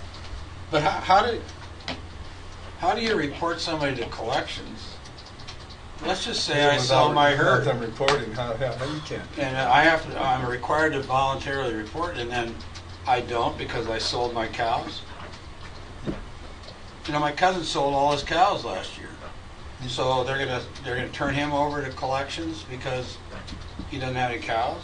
Well, I think, and I'm not saying this, but I'm just going to give a counter argument to that, probably from their perspective as a taxation collection organization, is they would say, you made income last year, you may not made any income this year, but you're still legally obligated to file your income tax. And if you don't, and they have any, and in this case, you had livestock last year, so I would assume they would say there's reasonable proof you have livestock this year, and so you have it. So it's to say you just failed to report property tax. Saying you have failed to properly report your So tax. you're saying our per capita rules require us to report zero. Yes. I believe That's how you Yes, get off. that is true. That's how you get off the rolls. Okay. Yeah. I have to Yeah. remember that. Yeah, because remember, and this is a big confusing point when I've been out in the countryside and meeting with different organizations, is, people say, and I've even heard it in this meeting today, self-reported. It is self-reported, but it's still you are still obligated by law to report. So that is clear in the law. You're obligated to report. So you have to report zero. Right, so you at least have to report zero. It's your obligation to tell them, I'm no longer a livestock owner. So to back up to what you guys were alluding to, the thing that I think I do like what I hear is you go to them and you make sure that on April 1 they send out the form to the people that haven't reported. Unless a miracle occurs in the next 3 weeks, but I doubt that's going And to February was pretty rough for anybody that's been calving. They probably haven't checked their mail in the month, so it's possible. Yeah. It's not out of the realm of possibility. No. And I'm not trying to beat a dead horse here, but just so we're clear, they didn't agree to send out anything but a bill at this point going forward. Right, So. but what I'm saying is that's our position. That's what we're negotiating. Our leverage, as I pointed out, has been to make sure it's on the record that fingers will be pointed in the appropriate direction if we're missing revenue and have to take action as a result of that. And so, you have to put that out there. The other thing I will say to the board is going back to the conversation of why they want to, they've done this with a lot of other taxation categories. In the ag property tax, for example, they said, oh, we went to this and everybody adopted it, and so on and so forth. So we heard all that. And one of the things is that, just to be fair and to put out there, is that their counter is that they have, being a general fund agency, in the last 3 bienniums, they have taken multi-million-dollar cuts to their operation, but none of their obligations have changed. And so they did express to us in December that they were getting about $100,000 of revenue from us, but they estimated their cost for delivering per capita to be $400,000 or $500,000. They used to have the general fund to offset that. They no longer do. And so they're trying to drive efficiency to lower their costs to be commensurate with what we're paying. We have asked, and it has not yet been delivered, but it was reminded to, at the director level, it was reminded earlier this week, that we are still awaiting the analysis we asked for to say to our board, this is how Brian and I phrase it, and say, I understand what you're saying, but our board is going to want to see the documentation of that, the documentation of what your costs are versus what you're getting from the 2% fee, and an explanation of that is necessary, because that we don't understand. If it's costing you $400,000 to collect it, we need to, we'd like to see evidence of that, I guess is what I'm saying. Questions? That's a big pill to swallow there. It's not about, it's about per capita, but it's not about what we're doing. But when the last few days, Eric was on television doing I guess it was a public service announcement, basically through the Northern Ag Broadcasting, about the brucellosis in the counties. And he did I think Russell Nimitz was with him, and he did a really nice job of very clearly putting it out there, this is your obligation. And I don't know what it would cost for this board to put out something on because they're in the business to make money, the Northern Broadcasting, about paying a per capita fee. I don't think a lot of people have a clue in this state. I don't mean maybe the people that are really in the livestock business probably know, but I think there's a lot of people, mainly a lot of horse people, that don't have a clue that they have to pay it. And we wouldn't have their names. Some of them don't even brand their stuff. I don't know if it'd be worth looking into what it would cost to do something like that, if it's even a thought or not.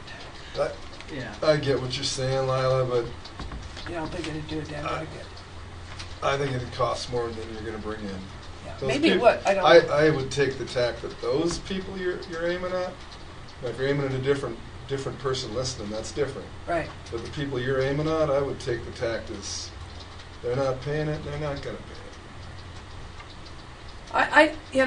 It's the most frustrating thing to me because we have brand inspections, we have everything that says they have horses, they have sheep, they have whatever they have, and yet we don't seem to be able to go back and say, look, you got 10 head of horses, it cost you so much. I don't like paying for the horses we have either, but we pay for them, or all your cow, whatever it is. I'm not saying you're wrong. I'm just No, giving I know my that. opinion. What I would agree with you on is in this situation that we're in, it might behoove the department to do a radio ad of some kind to tell people about the per capita change and that you have to go online and fill it out. And we hope that all of our producers will be understanding and I don't know. go fill this out. And I was going to say, I could buy that. And I wrote a note down here. We can actually get free media for that through their various programs. On a reminder. Yeah, anything to. Yeah. So, I think that's So I'm probably going to make a that healthy outreach. Okay. idea. Brian? Mr. Chair, Mr. Dwyer, I was just going to say that, ideally, in working with DOR, the solution here would be some kind of agreement that we need to go back to the way it was, that we have proven, that there's a good section of our constituent that's not going to work this way. So, and I just wanted to point out so you guys know, because conversations happen here. We have to go to meetings, and you may wonder what we're saying when we go to those meetings. And that's where I say it's almost a little bit like a crystal ball. We sat there in December. We heard the arguments for it. One of the arguments were that we did this with some of our ag assessments, and it worked glowingly. I expressed to them the difference between farmers and ranchers, and the fact that you've got an industry on the cattle side that has a lot more smallholders, a lot. It's a different dynamic. And that I didn't believe you would see them respond exactly the same way you saw the farming community respond.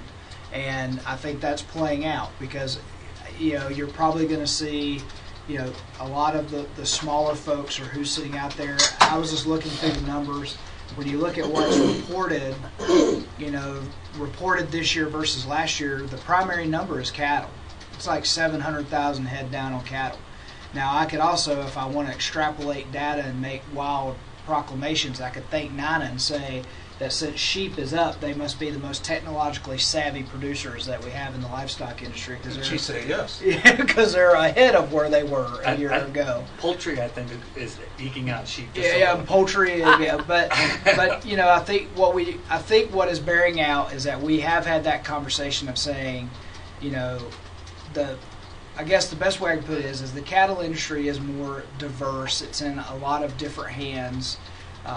And the way some of those people do business is not the way our grain farmers do business on a daily basis. It's just not. And to expect the exact same result is not taking some of those issues into account. So I agree with what you're saying completely. Brian, I get the tack that you were talking about, is saying, no, we have to go back to the way we were. I'm going to take the tack that I agree with the Department of Revenue in their efforts to digitalize this. And I think it's the right thing to do long term, but the crossover better not kill us, right? That's the problem. Yeah. And to think that our people can't do it, I think is wrong. I think they will do it. We just got to train them. But they're going to have to work with us by sending out for the next couple of years to the people that haven't reported that card, and then saying another thing. They're saying, "Hey, we're about done sending this card out. We're done sending this out. You need to go online and fill this out." Remember, Brad, 2 years ago they told us they were done sending it out. No, I know, but and I remember the. I'm not disagreeing with you. I mean, it's. And Brian, I've caught up on the history. I had a conversation with him 2 years ago. I got to interrupt, but in the process, and I hope DOR is listening, they better make their process easier and more user-friendly, or it's for nothing. So one of the things I was going to point out is that, and I know John from his experience understands that, probably with some of the businesses that he worked with in his career, and I've had some experiences with it, and it's, you reach a tipping point where, on occasion, where you say, now's the right time to make a decision. 2 years ago when we had this conversation, they reported to me that we were somewhere in the neighborhood of 5 to 10% online reporting, and they were ready to move forward with pushing what they did this year. And at that point in time, I said 5 to 10% is not the tipping point. If you told me it was 60%, 65%, and all we were trying to pick up was the last 35%, I would probably be okay with taking a risk on that. And I think what we have here is we've moved forward with this where we haven't reached that tipping point of having enough people having already adopted online reporting, that all we're trying to do is clean up the stragglers that are left out there. In other words, we've got in the software world terminology, the tipping points when you've picked up the early adopters and the mid adopters, and all that's left is the late adopters who are never going to pick it up unless you force them to do it. Then you move forward, and we had not reached that. We had not reached that point in this present time with online reporting. The other factors is, just so it's said for the record, we think there's a significant problem with the credit card fee and being a percentage of the total. One of the things we didn't know, Leslie brought this to my attention the other day, that some information she got leads us to believe they might actually be able to see people who started the process but didn't complete. So I've put that on Brian's task list to ask them to say, could we get some stats on that? Because that to me, I think, may be an issue. We may have a lot of people who started, got to the end, saw the credit card fee, and left without following through. Right. Now, obviously, I missed the credit card fee because I paid it. But what for the personal agricultural personal equipment tax? If you don't file by a certain date, you get a 20% fee. They charge you 20%, and I know that not only because I read it, but because about 8 years ago, we were calving hard and things got lost in the mail. My wife threw stuff away, whatever. I don't know what the excuse is, but I never got it. And then I had to go into the local board and beg for forgiveness to see if they would lessen that 20% fine or zero it or something. And I got told, no, pay it.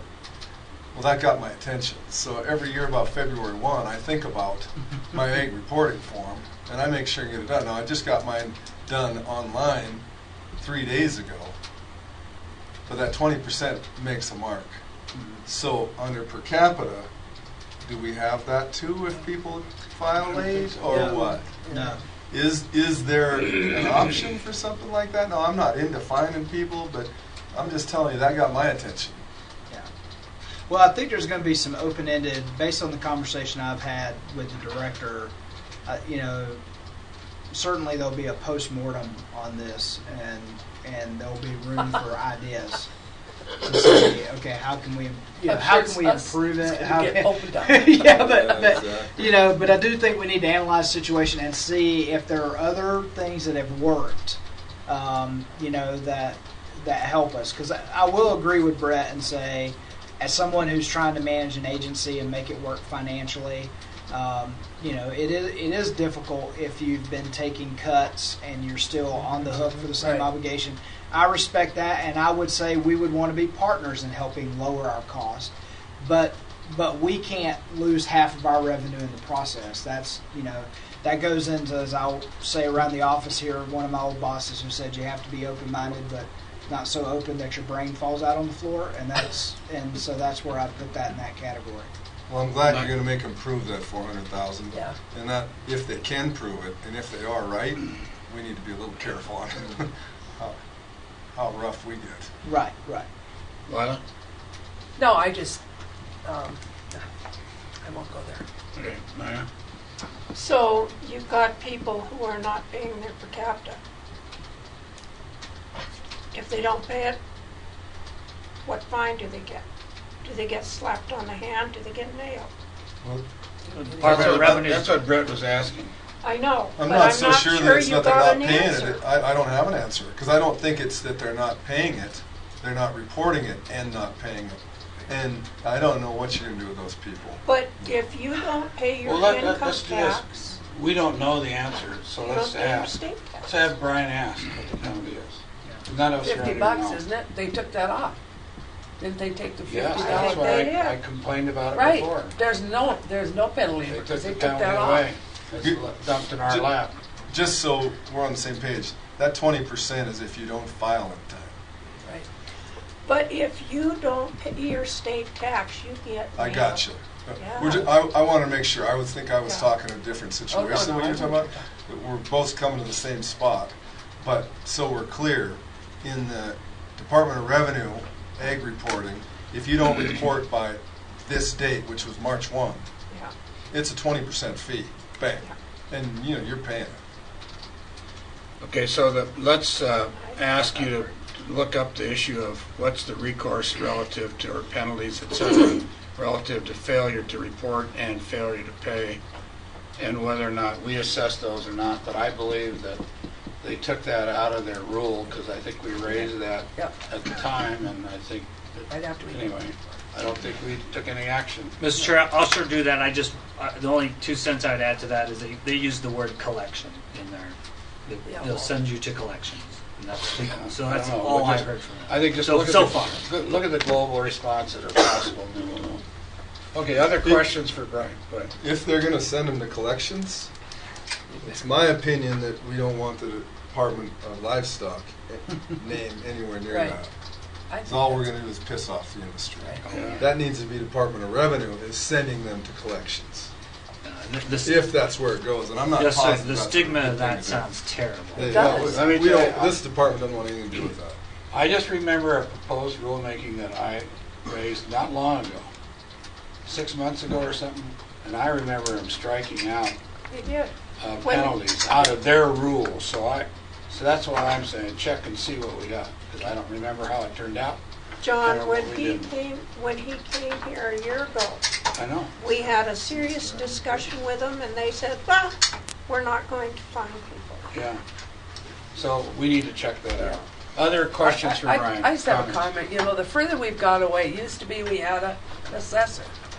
And the Right. further we get away from anything local on this tax, so then it came to the state. Now we don't even have it a Department of Revenue. In a county like Bighorn, it's a pretty big county. I realize not everybody pays tax, but we don't even have a revenue. I'm not Lila, kidding. that You know. the legislators have been doing I this for know. the last 40 years. I realize that. So, but- you know, so people, watch who you're voting for. I mean, that's the answer to that. I'm just saying. Remember the first thing that happened was it went from a business inventory tax Right, to an assessment. So right. anyway, It's just that it, but you're right. yeah, We're getting and further away it's from our cash. money, so Yeah. it behooves us to figure out how the heck we're gonna get it if we're gonna stay, well, I say stay in business. Okay, so We can have that philosophical That's discussion right. later. So let me just summarize this based on what I think we said. We want to check for an April 1st solution rather than May. We want to check for what the recourse is for failing to report and who does it and what do they do, right? And then probably an interim report, maybe in 2 weeks, Yes. that could go out to the board by email. Would that be appropriate? Yeah. Okay. You have one more thing? I guess I would just add to that, I'm pretty stringent on the idea that the reporting form at some point needs to go out. Well, just stay with whatever you're headed. I don't think anybody's arguing with that. I would like to be hopeful that by April 1, we're going to see a big change. Just, February was pretty rough. Yeah. and Now, I know everyone's not cabining in February, but for the people that are, Yeah. I mean, More I'd like to pretty think rough. as the weather breaks a little bit, they're going to catch up on some of these things. Just tell me when it's going to break, would you? Yeah. Okay, Brian. I'm done. That concludes Okay. my report, sir. Yeah, Mike. I just wanted to follow up because we asked Craig the question this morning, and it equates to finances about the work plan with USDA Wildlife Services and whether those funds could be used for personnel. So in our current work plan, there is $34,099 of salary and benefits. So I assume that means yes. If they get a $75,000 additional, they can put some more in salary and benefits. And $154,000 of the agreement is helicopter maintenance, but $63,000 is also jet fuel, which is is tied into the helicopters. There's $28,000 of pooled job cost and $13,000 of indirect cost. I think all that's indirect cost to me, so it's about $41,000 of indirect cost. Is that annual? Yep. Yes, that's annual. Out of Okay, so- 250-some Out thousand. of $295,903. So $154,000 is cut in half now because 70 of them went for the one helicopter. Right. Okay. So I just wanted to, since we talked that this morning and Brian spooled up the Great. work plan for me, I just thought I'd close it out. Thank you for doing that. Let Craig know. Okay, milk and egg.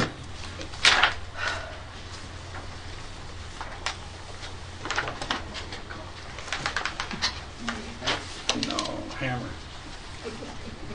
My forehead.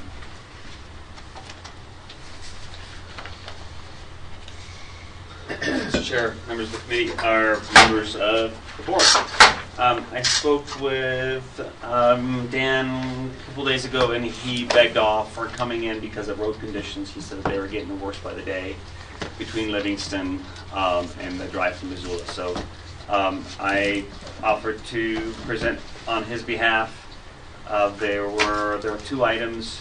The first one is that we did have an interview, or we did conduct an interview in Great Falls for a sanitarian egg grader that would provide the kind of the redundancy for that program, for which we have none of right now. Basically, we are one retirement away from having inadequate or insufficient coverage to provide the services that we're obligated to do. So, consistent with kind of the board's and Mike's emphasis on having some, some depth and ability, some contingencies for staffing either illnesses or retirements, we're extending an offer to an individual that would start with the egg grading program in Great Falls and then would move into milk inspections going forward. So that's our update. Do we need on to staff. approve that? You've already improved. That's what I thought. Yes. We wanted, and I would just point out, I mean, in light of the financial data we just presented, remember the counterbalancing there is that we'll probably get increased revenue in egg, so that should offset. The other thing is I did want to, and the reason I asked Marty and Dan to report on that directly is because we've been having that conversation about how we deal with succession planning. So, this idea is thinking with several of our employees being very close to retirement. We need to get someone in, start getting them trained in milk and egg, so that we're prepared for what may come down the pipe. Item 2. Item 2 is the general trend in the milk producing industry of reducing or reduction in the number of operations that are producing milk. Dan forecasted about a 17% drop in the number of producers over in about a 12-month period. Some of these producers are not have not exited the industry yet, but he was kind of looking into the crystal ball and wondering about who will be here, going forward. The numbers. So I'm going to speak a little bit with some generalities here, but Dan, when I spoke with him this morning, he committed to provide the board an actual kind of a list of number of producers that have exited in the last 12 months, number remaining, the amount of production lost in the last 12 months, etc. So some of these facts based on the folks that we work with, staff just wasn't available this morning to compile that for you. But in rough numbers, we've lost about 6 in the last year. That is due to just low price for milk. People are not coming back into the industry when folks are exiting. The quotas are not worth significant money, if any. Something kind of strange, and that is that even cows are not worth much as far as dairy cows. So there's not really the incentive, the business incentive for people to get into the business, even when that quota is being released from existing producers. Dr. Steve? Yes, sir. May I make a point to say? Yeah. We were looking at some things, and it puts us right on line with, and Ed may dispute me here or add context, but that is putting us right on line with what's happening with the industry nationally. So the report last week, Wisconsin in 2018 had over 800 dairies exit. They were exiting at a rate of about 2 a day. But if you look at the size of their industry versus ours, it's almost the exact same percentages. So it's a nationwide. It's not just a Montana issue. It's 17%. Is that the number? Well, so for clarification, Wisconsin lost about 8%, about 7.5%, and this 17% that I cited, Dan mentioned it, but he said not all these folks have exited. So this may be looking in the crystal ball as well. So I think we might be a little bit higher than national average, but we are following the national trend, like Mike said. Right. Yeah, and for us, it just hurts more. Pounds of milk are up. Yeah, that's the problem. You guys are selling cows like crazy, destroying the beef cow market. And We should wear 'em out at the 3 same years. time, you're bringing in more heifers than your cows you're shipping out, and they're more productive heifers, so you're making more milk. It's the craziest industry I ever saw. There you go, guys. The cows only last Yeah, 2.5 or 3 so you years. got At milk? the same time, they're Okay, hurting Why me. Here we why go. don't you So- go to the packing plants Oh. and make them pay more for your beef? Well, they can. Because Just get out they're that not as ad, good got as milk. most. Okay, let's go. I'll just close with saying that we will get you some hard numbers. There was a large facility that closed last summer with about 350 cows that took everybody by surprise around Manhattan. And we'll have that for you in the next week or week or two, certainly before the next board meeting. So. Okay, I see Craig just came in. Would you get the document to Craig that you just gave to Mike? Hey, well, they're doing that, Ed. Animal health. Did Sage Creek get out of Yep. dairy? They sold them all, right? Yep. What, they have 100 head or something like that? Is that right? Or roughly? About, Is Sage Creek a colony? Brucellosis. That's what I there's heard. been colonies, all these north of us have puts us in a bind. Now our freight rate's gonna go clear up because the truck's hasn't got anything to pick up above it.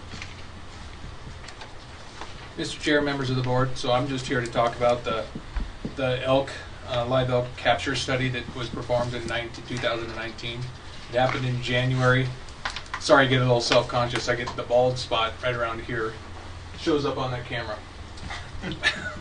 So anyhow, I know. Well, wear my hat. Spot. Wear my hat. No, I'm good, but thank you. Oh, but first, let me hand these out. I've got a handout for you that kind of depicts the capture for the last couple years. I'm going to keep one if I could. So I'll wait till you get those. But the capture occurred, and Jenny Jones is here from Fish, Wildlife, and Parks, and I see Quentin Kujala just showed up. But that capture occurred in January of this year, in 2019. And if you look at this map, you will see that the circles depict the capture over the last 2 years. So there's a capture, if you recall, in 2018 that was in southwest Beaverhead County, and that's where we expanded the DSA. So that was in Hunt District 302 and 300, and it was in Hunt District 300 where one animal was found to be positive, one female elk. And then in 2019, you'll notice that just north of there in the Tendoy Mountains as well. So we wanted to go back. We in discussion with Fish, Wildlife, and Parks and others, felt that it was necessary to go back to try and capture some more animals north of there, so central Tendoys and the northern Tendoys. And then also, we were concerned about an area in the Bangtail Mountains, or in the Bangtails, that are just west of Livingston. So if you see the circle up on the northern side of the DSA, north and west of Livingston, Fish, Wildlife, and Parks also captured some animals there. I'm happy to say that with the numbers that were captured, and then you can see there also the numbers of animals that were collared, but I'm happy to say they didn't find any positive elk in those captures.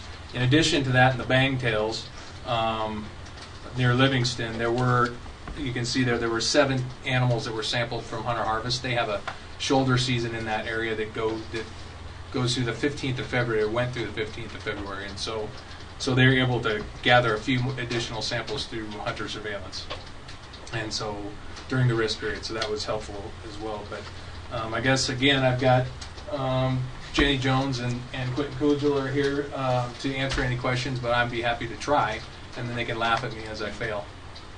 Jenny, Quentin, you want to add, subtract from Doc's comments? Any questions you want us to ask so you can answer? They want to very badly. Any questions you want us to ask so you can answer?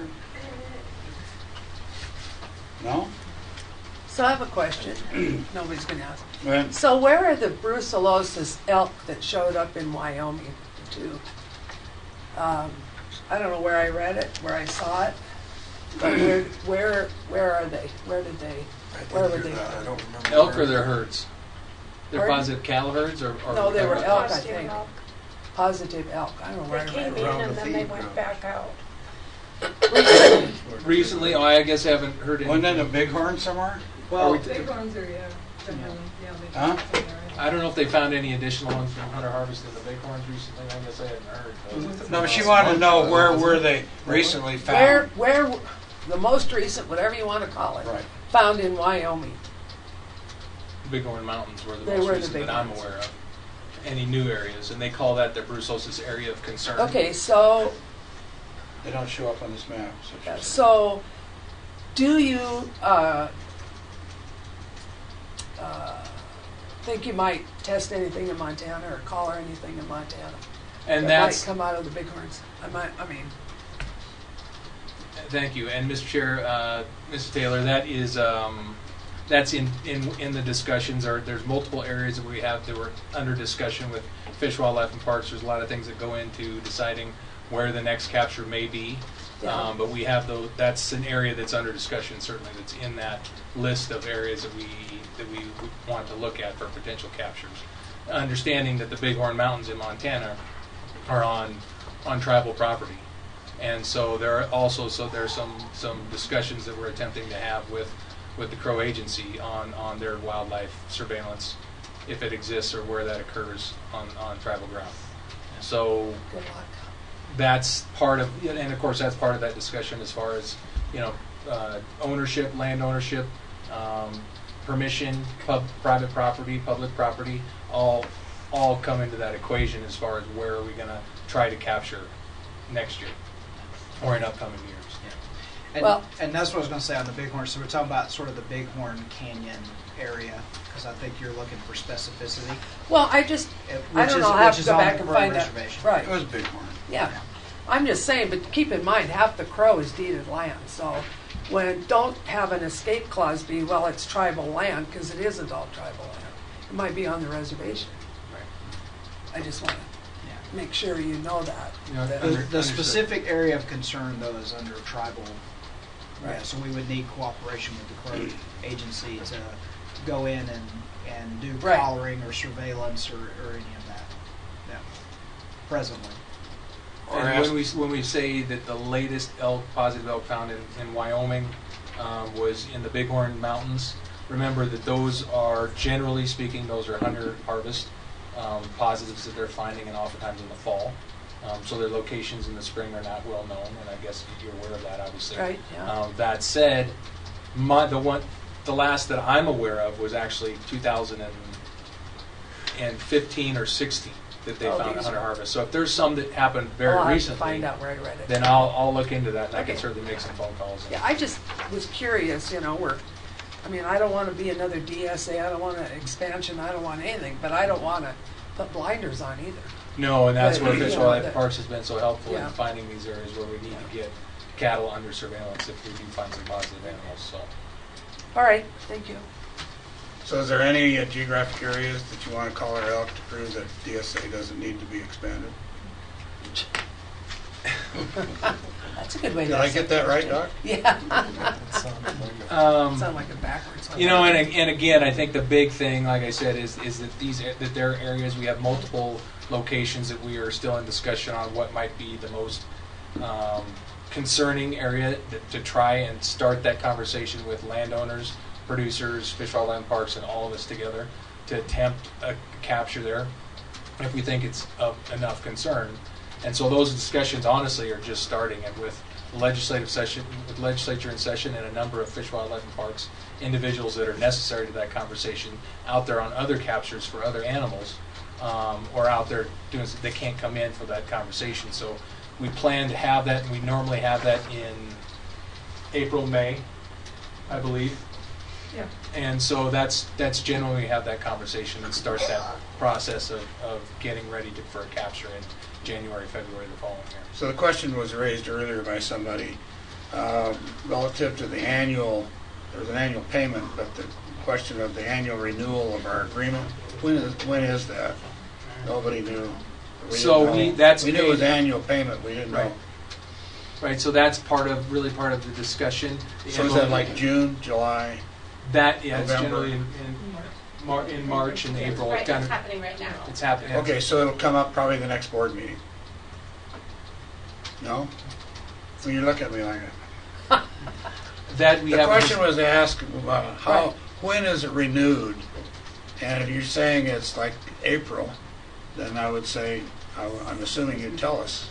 It would be March, more like March, and that because that corresponds with the 1st of April, which is the beginning of the umbrella cooperative agreement, where those funds are taken out of, and so. Doc, other doc?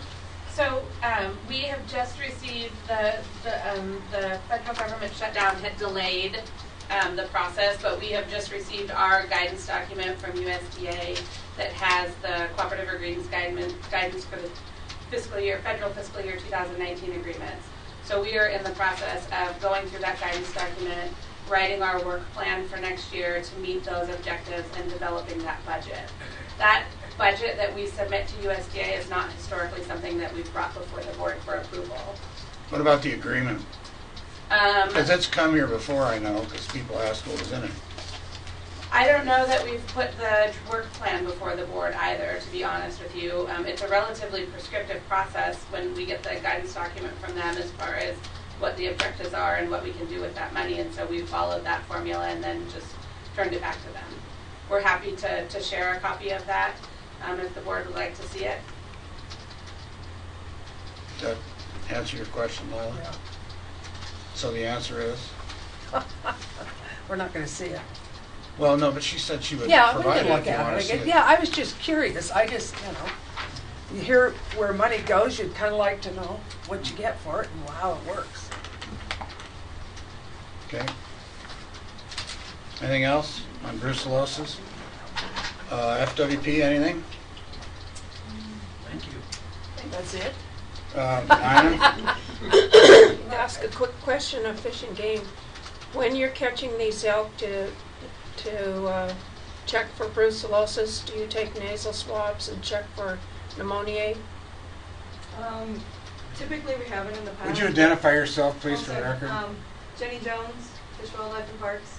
We haven't in the past, but recently the Wildlife Health Lab at Fish, Wildlife, and Parks asked us to do that for some other projects. So in the Blackfoot Clearwater, we took nasal swabs, as well as in the Northern Sapphires this year, and that was the number of supplies they had, so we stopped there. We haven't done it specifically right around the DSA on our brucellosis captures yet.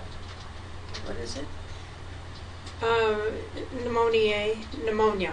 Yeah. It's the pneumonia that all wildlife actually have. And it's the one that they say the bighorn sheep die from. And so I'm just asking, are they checking to see if you've got the elk down anyway, you might as well be taking nasal swabs.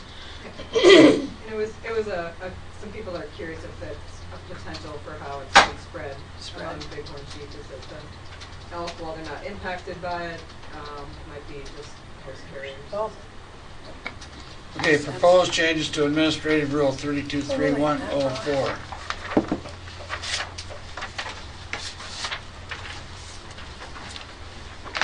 Good afternoon, board. Tawny Szymanski, Animal Health Bureau. This is a new proposed a new change to administrative rules. So this is the first time that this has been before any of your eyes. What this is an update to our list of reportable animal diseases in administrative rule.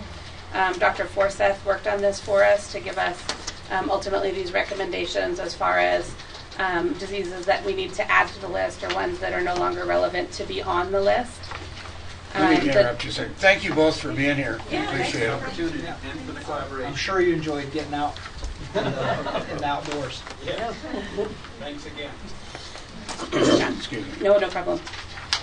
So the primary considerations as far as how this list is built for Montana is diseases that are reportable to the World Organization for Animal Health, which is the OIE, diseases that we're responsible for collecting metrics on and reporting to USDA, and then diseases that that our agency specifically has interest in tracking or managing may be added to the list.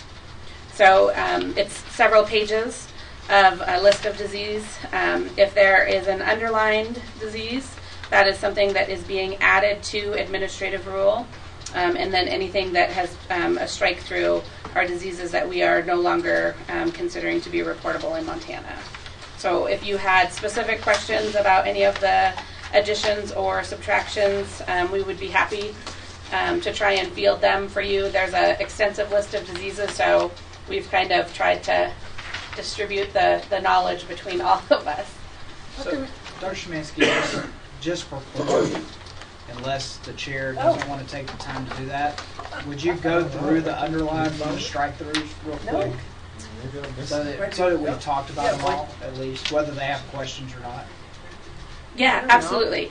So do you want me to just list the disease, Or or unless you don't want It's to. in the white So, but the, He doesn't have, we need to find a copy. No, yeah, you should look because here. Go ahead. What'd you say? before you do that, say again what the rationale is for proposing the rule change on the diseases. Why now? Why not Yeah. 10 years ago?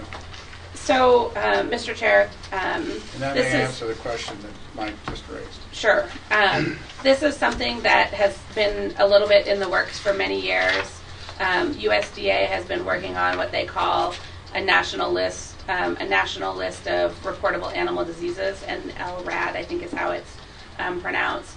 And so we've been kind of keeping a running tally along the way as far as what diseases are reportable in Montana.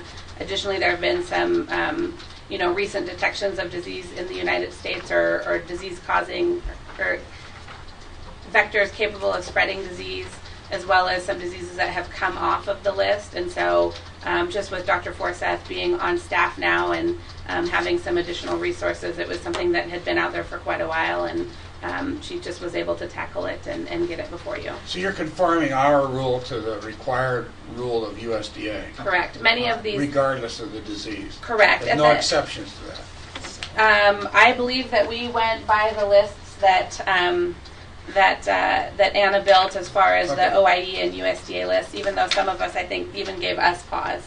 At the end of this section of administrative rule, there's an existing section that says that upon order of the state veterinarian, that you can also add to this list.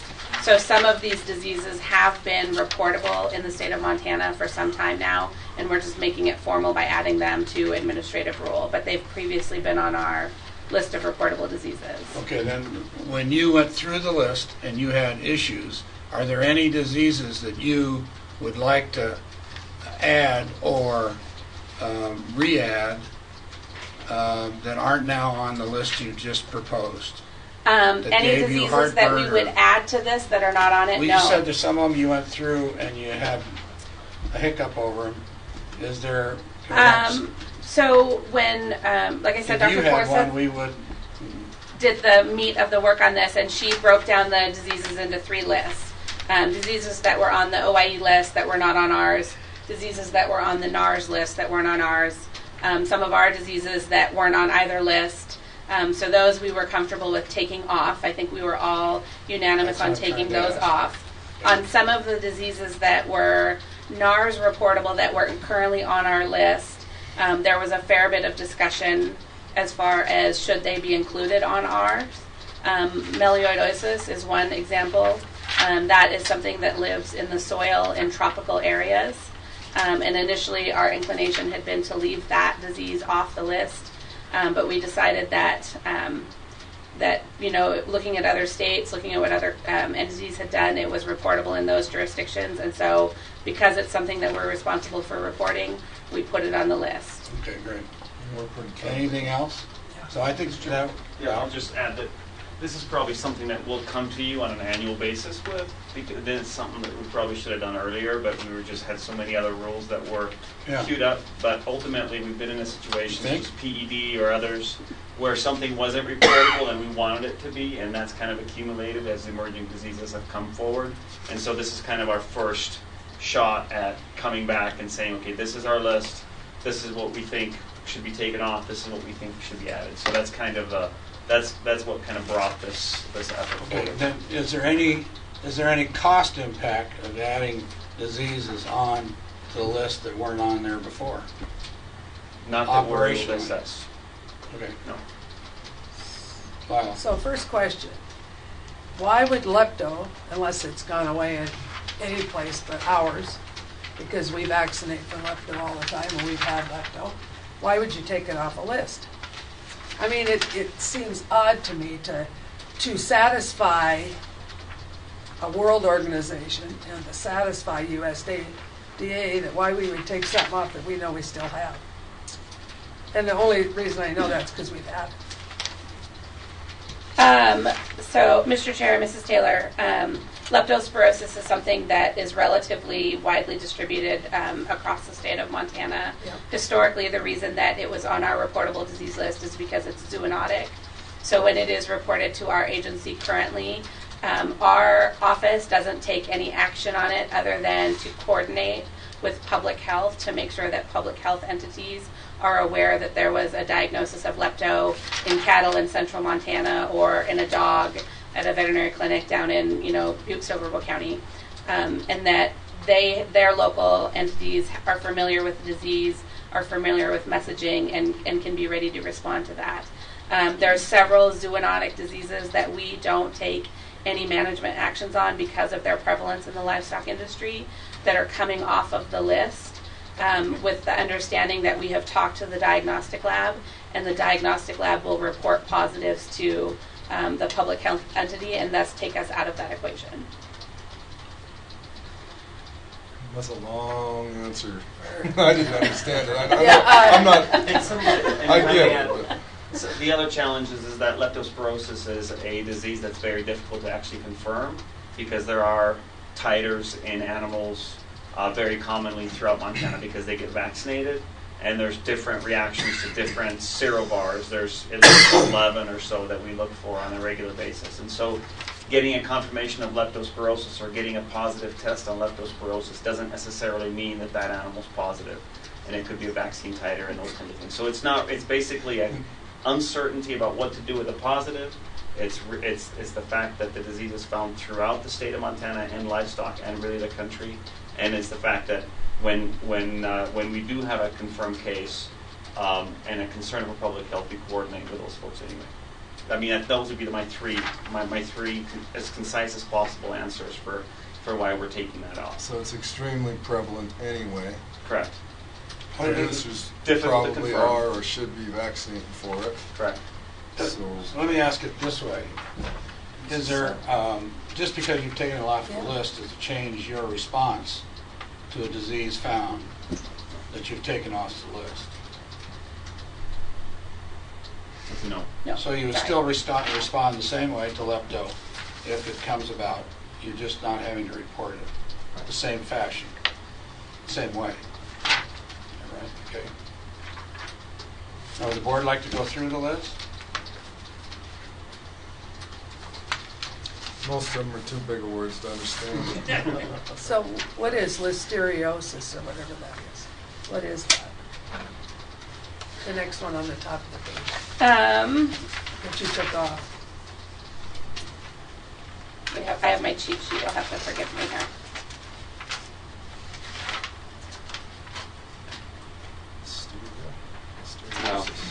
And that's the one that I was supposed to provide notes on, and I didn't. So listeria is, oh gosh.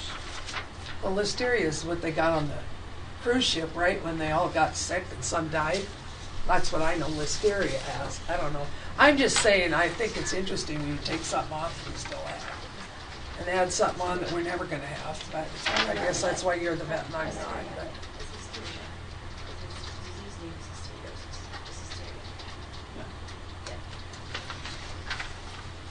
Do you want to elaborate a little bit more? I mean, it's the bacterial It causes gastrointestinal. Right. It's, Thank you.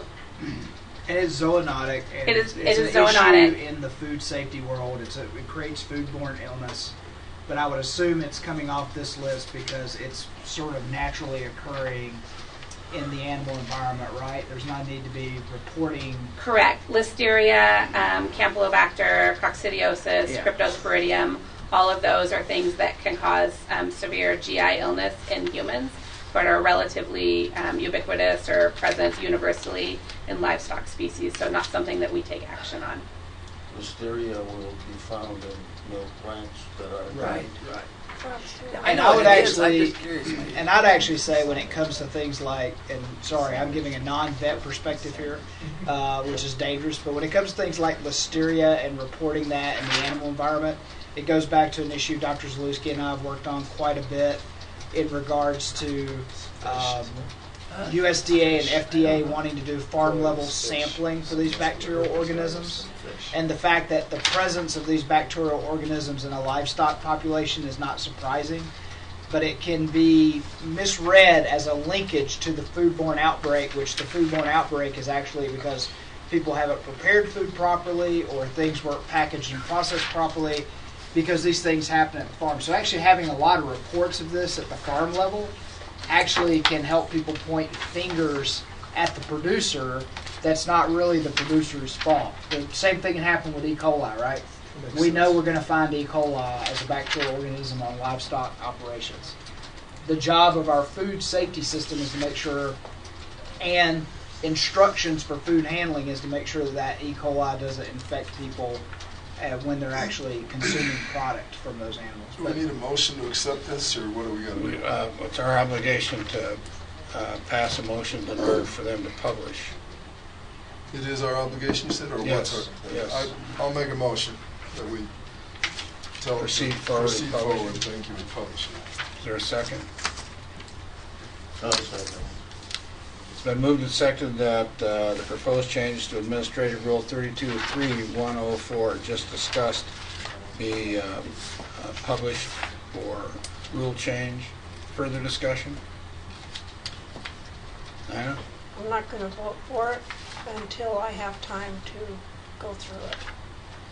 Okay, And so I don't know that we should take time right now because we have other things. And if you vote, I'm going to abstain. well then, do you want us to go back through, as Mike suggested, each one? I don't know Would that it we be have helpful? the time today. How many of them are there total?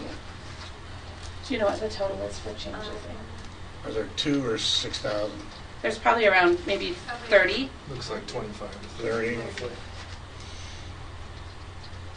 I wanted to get out of here today, so Well, I think I Mr. could go through them myself and Okay. look at them. Mr. Chair, we could cluster them. Dr. Forsyth, I could turn it over to Dr. Forsyth. She has them clustered into kind of 3 categories of recommendation. Hey, let's do that. Can we do that?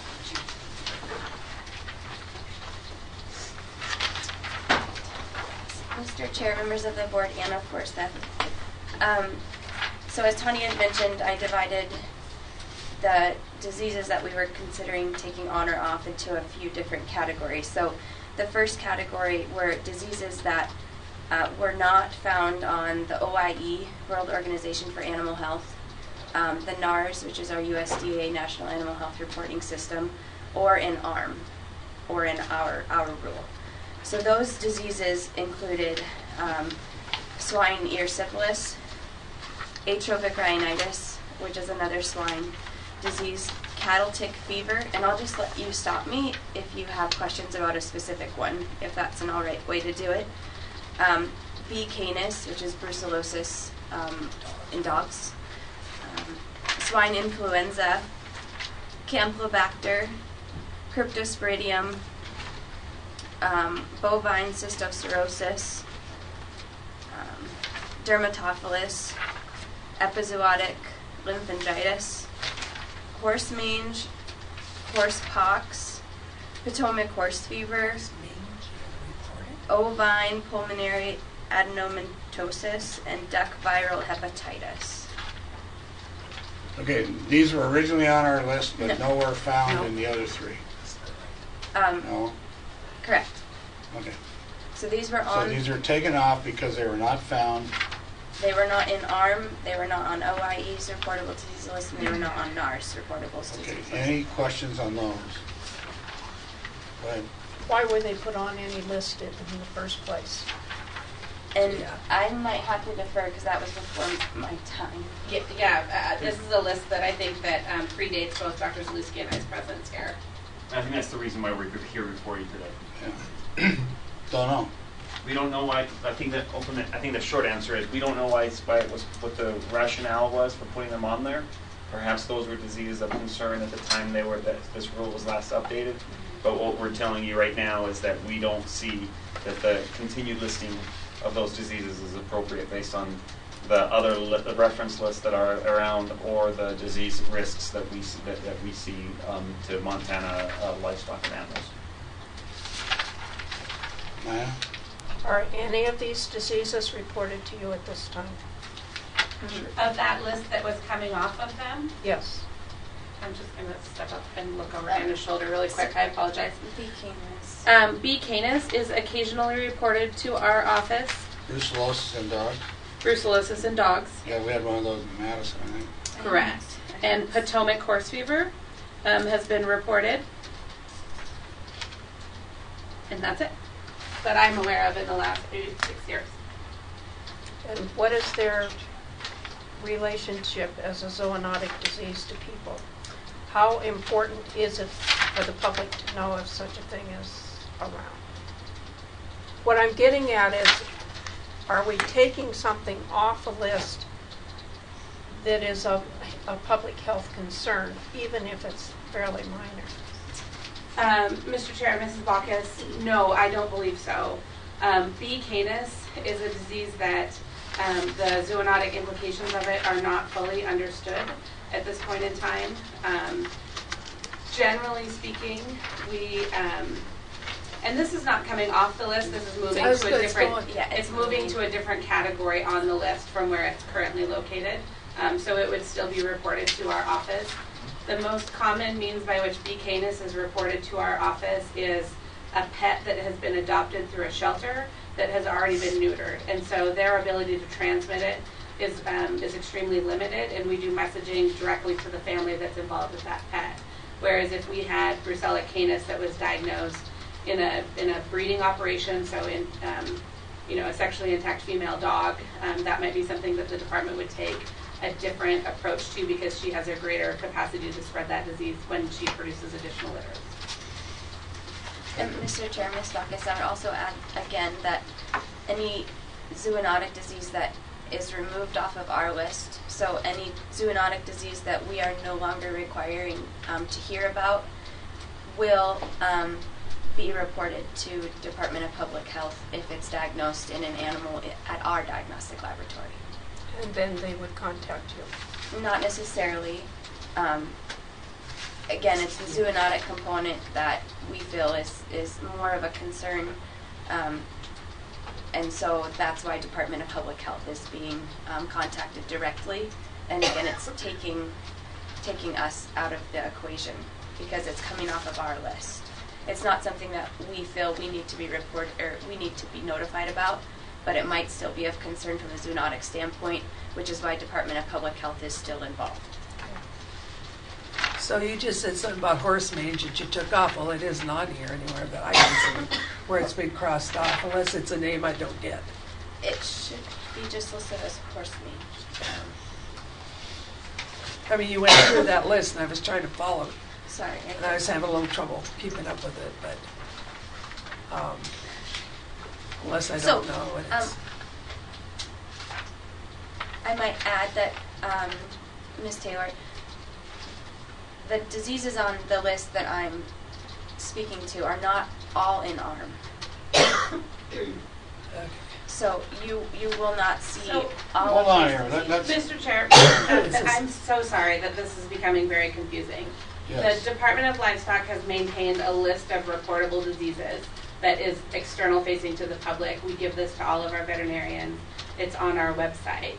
So when Dr. Forsyth did her review of our reportable disease list, she was looking at this list, which has some diseases that through the authority that administrative rule gives us have been added to the list but are not in administrative rule.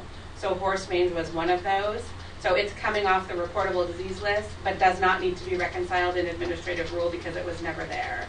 We elected not to give you this document to try and keep it simple, and that obviously did not work. I apologize. I can run and make copies if you'd like to see what our historical reportable disease list looked like. Mr. Chairman, can we pull this to the next meeting or something? Okay. Get a copy of that list, so we have time to sort through what we're doing. Okay. But we've got a motion, and that's Okay. up to you, what you want to do with your motion. There's been a motion that's been seconded that we approve it. Is that a substitute motion? Yeah. Is there a Yes. second? Second. Substitute motion is that we postpone consideration until the next meeting. Discussion on that motion. I just think it'll give us time to understand what we're doing. I'll just withdraw my motion. Okay. Motion's been withdrawn, you withdraw your second. Okay.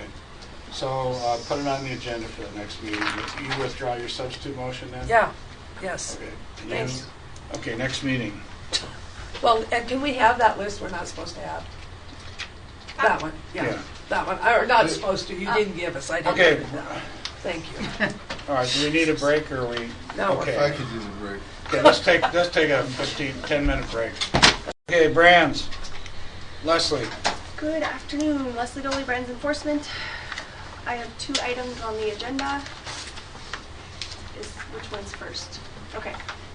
This is bringing back the request to hire a admin support supervisor for the floor. There was a org chart visual aid that went out in your handouts, I believe. I thought we were going to bring that back after this session. Yeah, we can. Yeah. Yeah, I'm sorry. Sorry, I misunderstood. Yeah. Okay, moving on. You done? Port supply. She saved the good part to last. Well, maybe I will make a record That's again. right. All right, Ford Supply, its contract renewal due April 1st. The requested contract amendment renewal this year is almost identical to last year, within a couple $100. Very few changes. We've had a really good year as far as we were pretty on point with the number of hours we purchased last year. It was a good year in terms of not having a lot of issues. Things went pretty smooth. Our IT guys worked really well with our field staff, made quite a few field visits when they could, and I think overall it went really positive. We haven't had, much in the way of negative stuff. Most of the little tweaks we look at now or the things that people are asking for are just like, making things more efficient, little kind of tweaks just to get things rolling a little faster. So we're through the big stuff, and it's just to the Any point change in price? No, the fees have all stayed the same, and it's within a couple $100, just for minor little things that tweaked the dollar amount. I think it went from 2018. It went from $15,100 to $15,900. So it's almost identical as far as the cost. $15,900 Oh. for the renewal. Yeah. So almost exactly the same. Okay, questions for Leslie? Did we, is this where the money was? We used all this money that, we pay them a flat fee, right? Correct. And then if we have any hours left over, up to 50, actually roll over into the next year. We're not going to have extra, I don't think. That's what I'm asking. Right, no. But we'll be pretty darn close to right on with what we needed, so. So it's not like there's hours that we paid for that we don't use. Right. We didn't overestimate last year. So, I think we got it pretty well whittled down to looking at what we've used and estimating we're going to use the same and being right on, so. Other questions? Is there a motion to approve the contract? So moved. Is there a second? Second. Discussion? All those in favor signify by saying aye. Aye. Opposed? Any other items? Mr. Chair, that's all I have. Okay. Members of the public, any non-agenda items? Craig, did you have anything? Did. Okay. I see no other members of the public here. Any other items for the board, except for the next board meeting date? Next board, Just one question, did we ever get Department of Livestock off the milk board?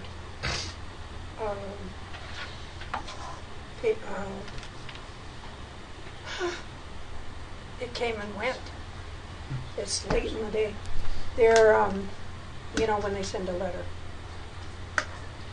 Off the letterhead, you mean? Letterhead, thank you.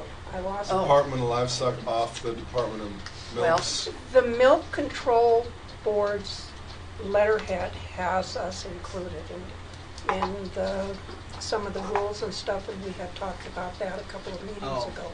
Yeah, we adjusted that. They thought they had to be because they were attached to the So you department, got but that they done. don't have to be. No, Oh, they just perfect. will say Board of Milk Control directly. Perfect. Yes. Any other items? Okay, next meeting date. Do we have a calendar? Yep, we sure do. I assume we're looking in April sometime. And the session doesn't adjourn till May, right? We got along? They don't work Saturdays or anything, do they? Oh, yeah. Sometimes. Do they? At the Sometimes. end. Not much. Yeah, Sometimes. we used to work They're Saturdays. not working tomorrow, because I know some of them are going home tonight, theoretically. They're ready for, probably are ready for a break. Meeting dates look good for anything? Depends when you're talking. I mean, April's a pretty rough month. Yeah. It'd have to be towards the end, probably, third I week was anyway. gonna say the third week. Let me ask you this, if we have a meeting in the third week in April, can the centralized services group have our two months worth of up-to-date for our financials? Yeah, February and March, absolutely.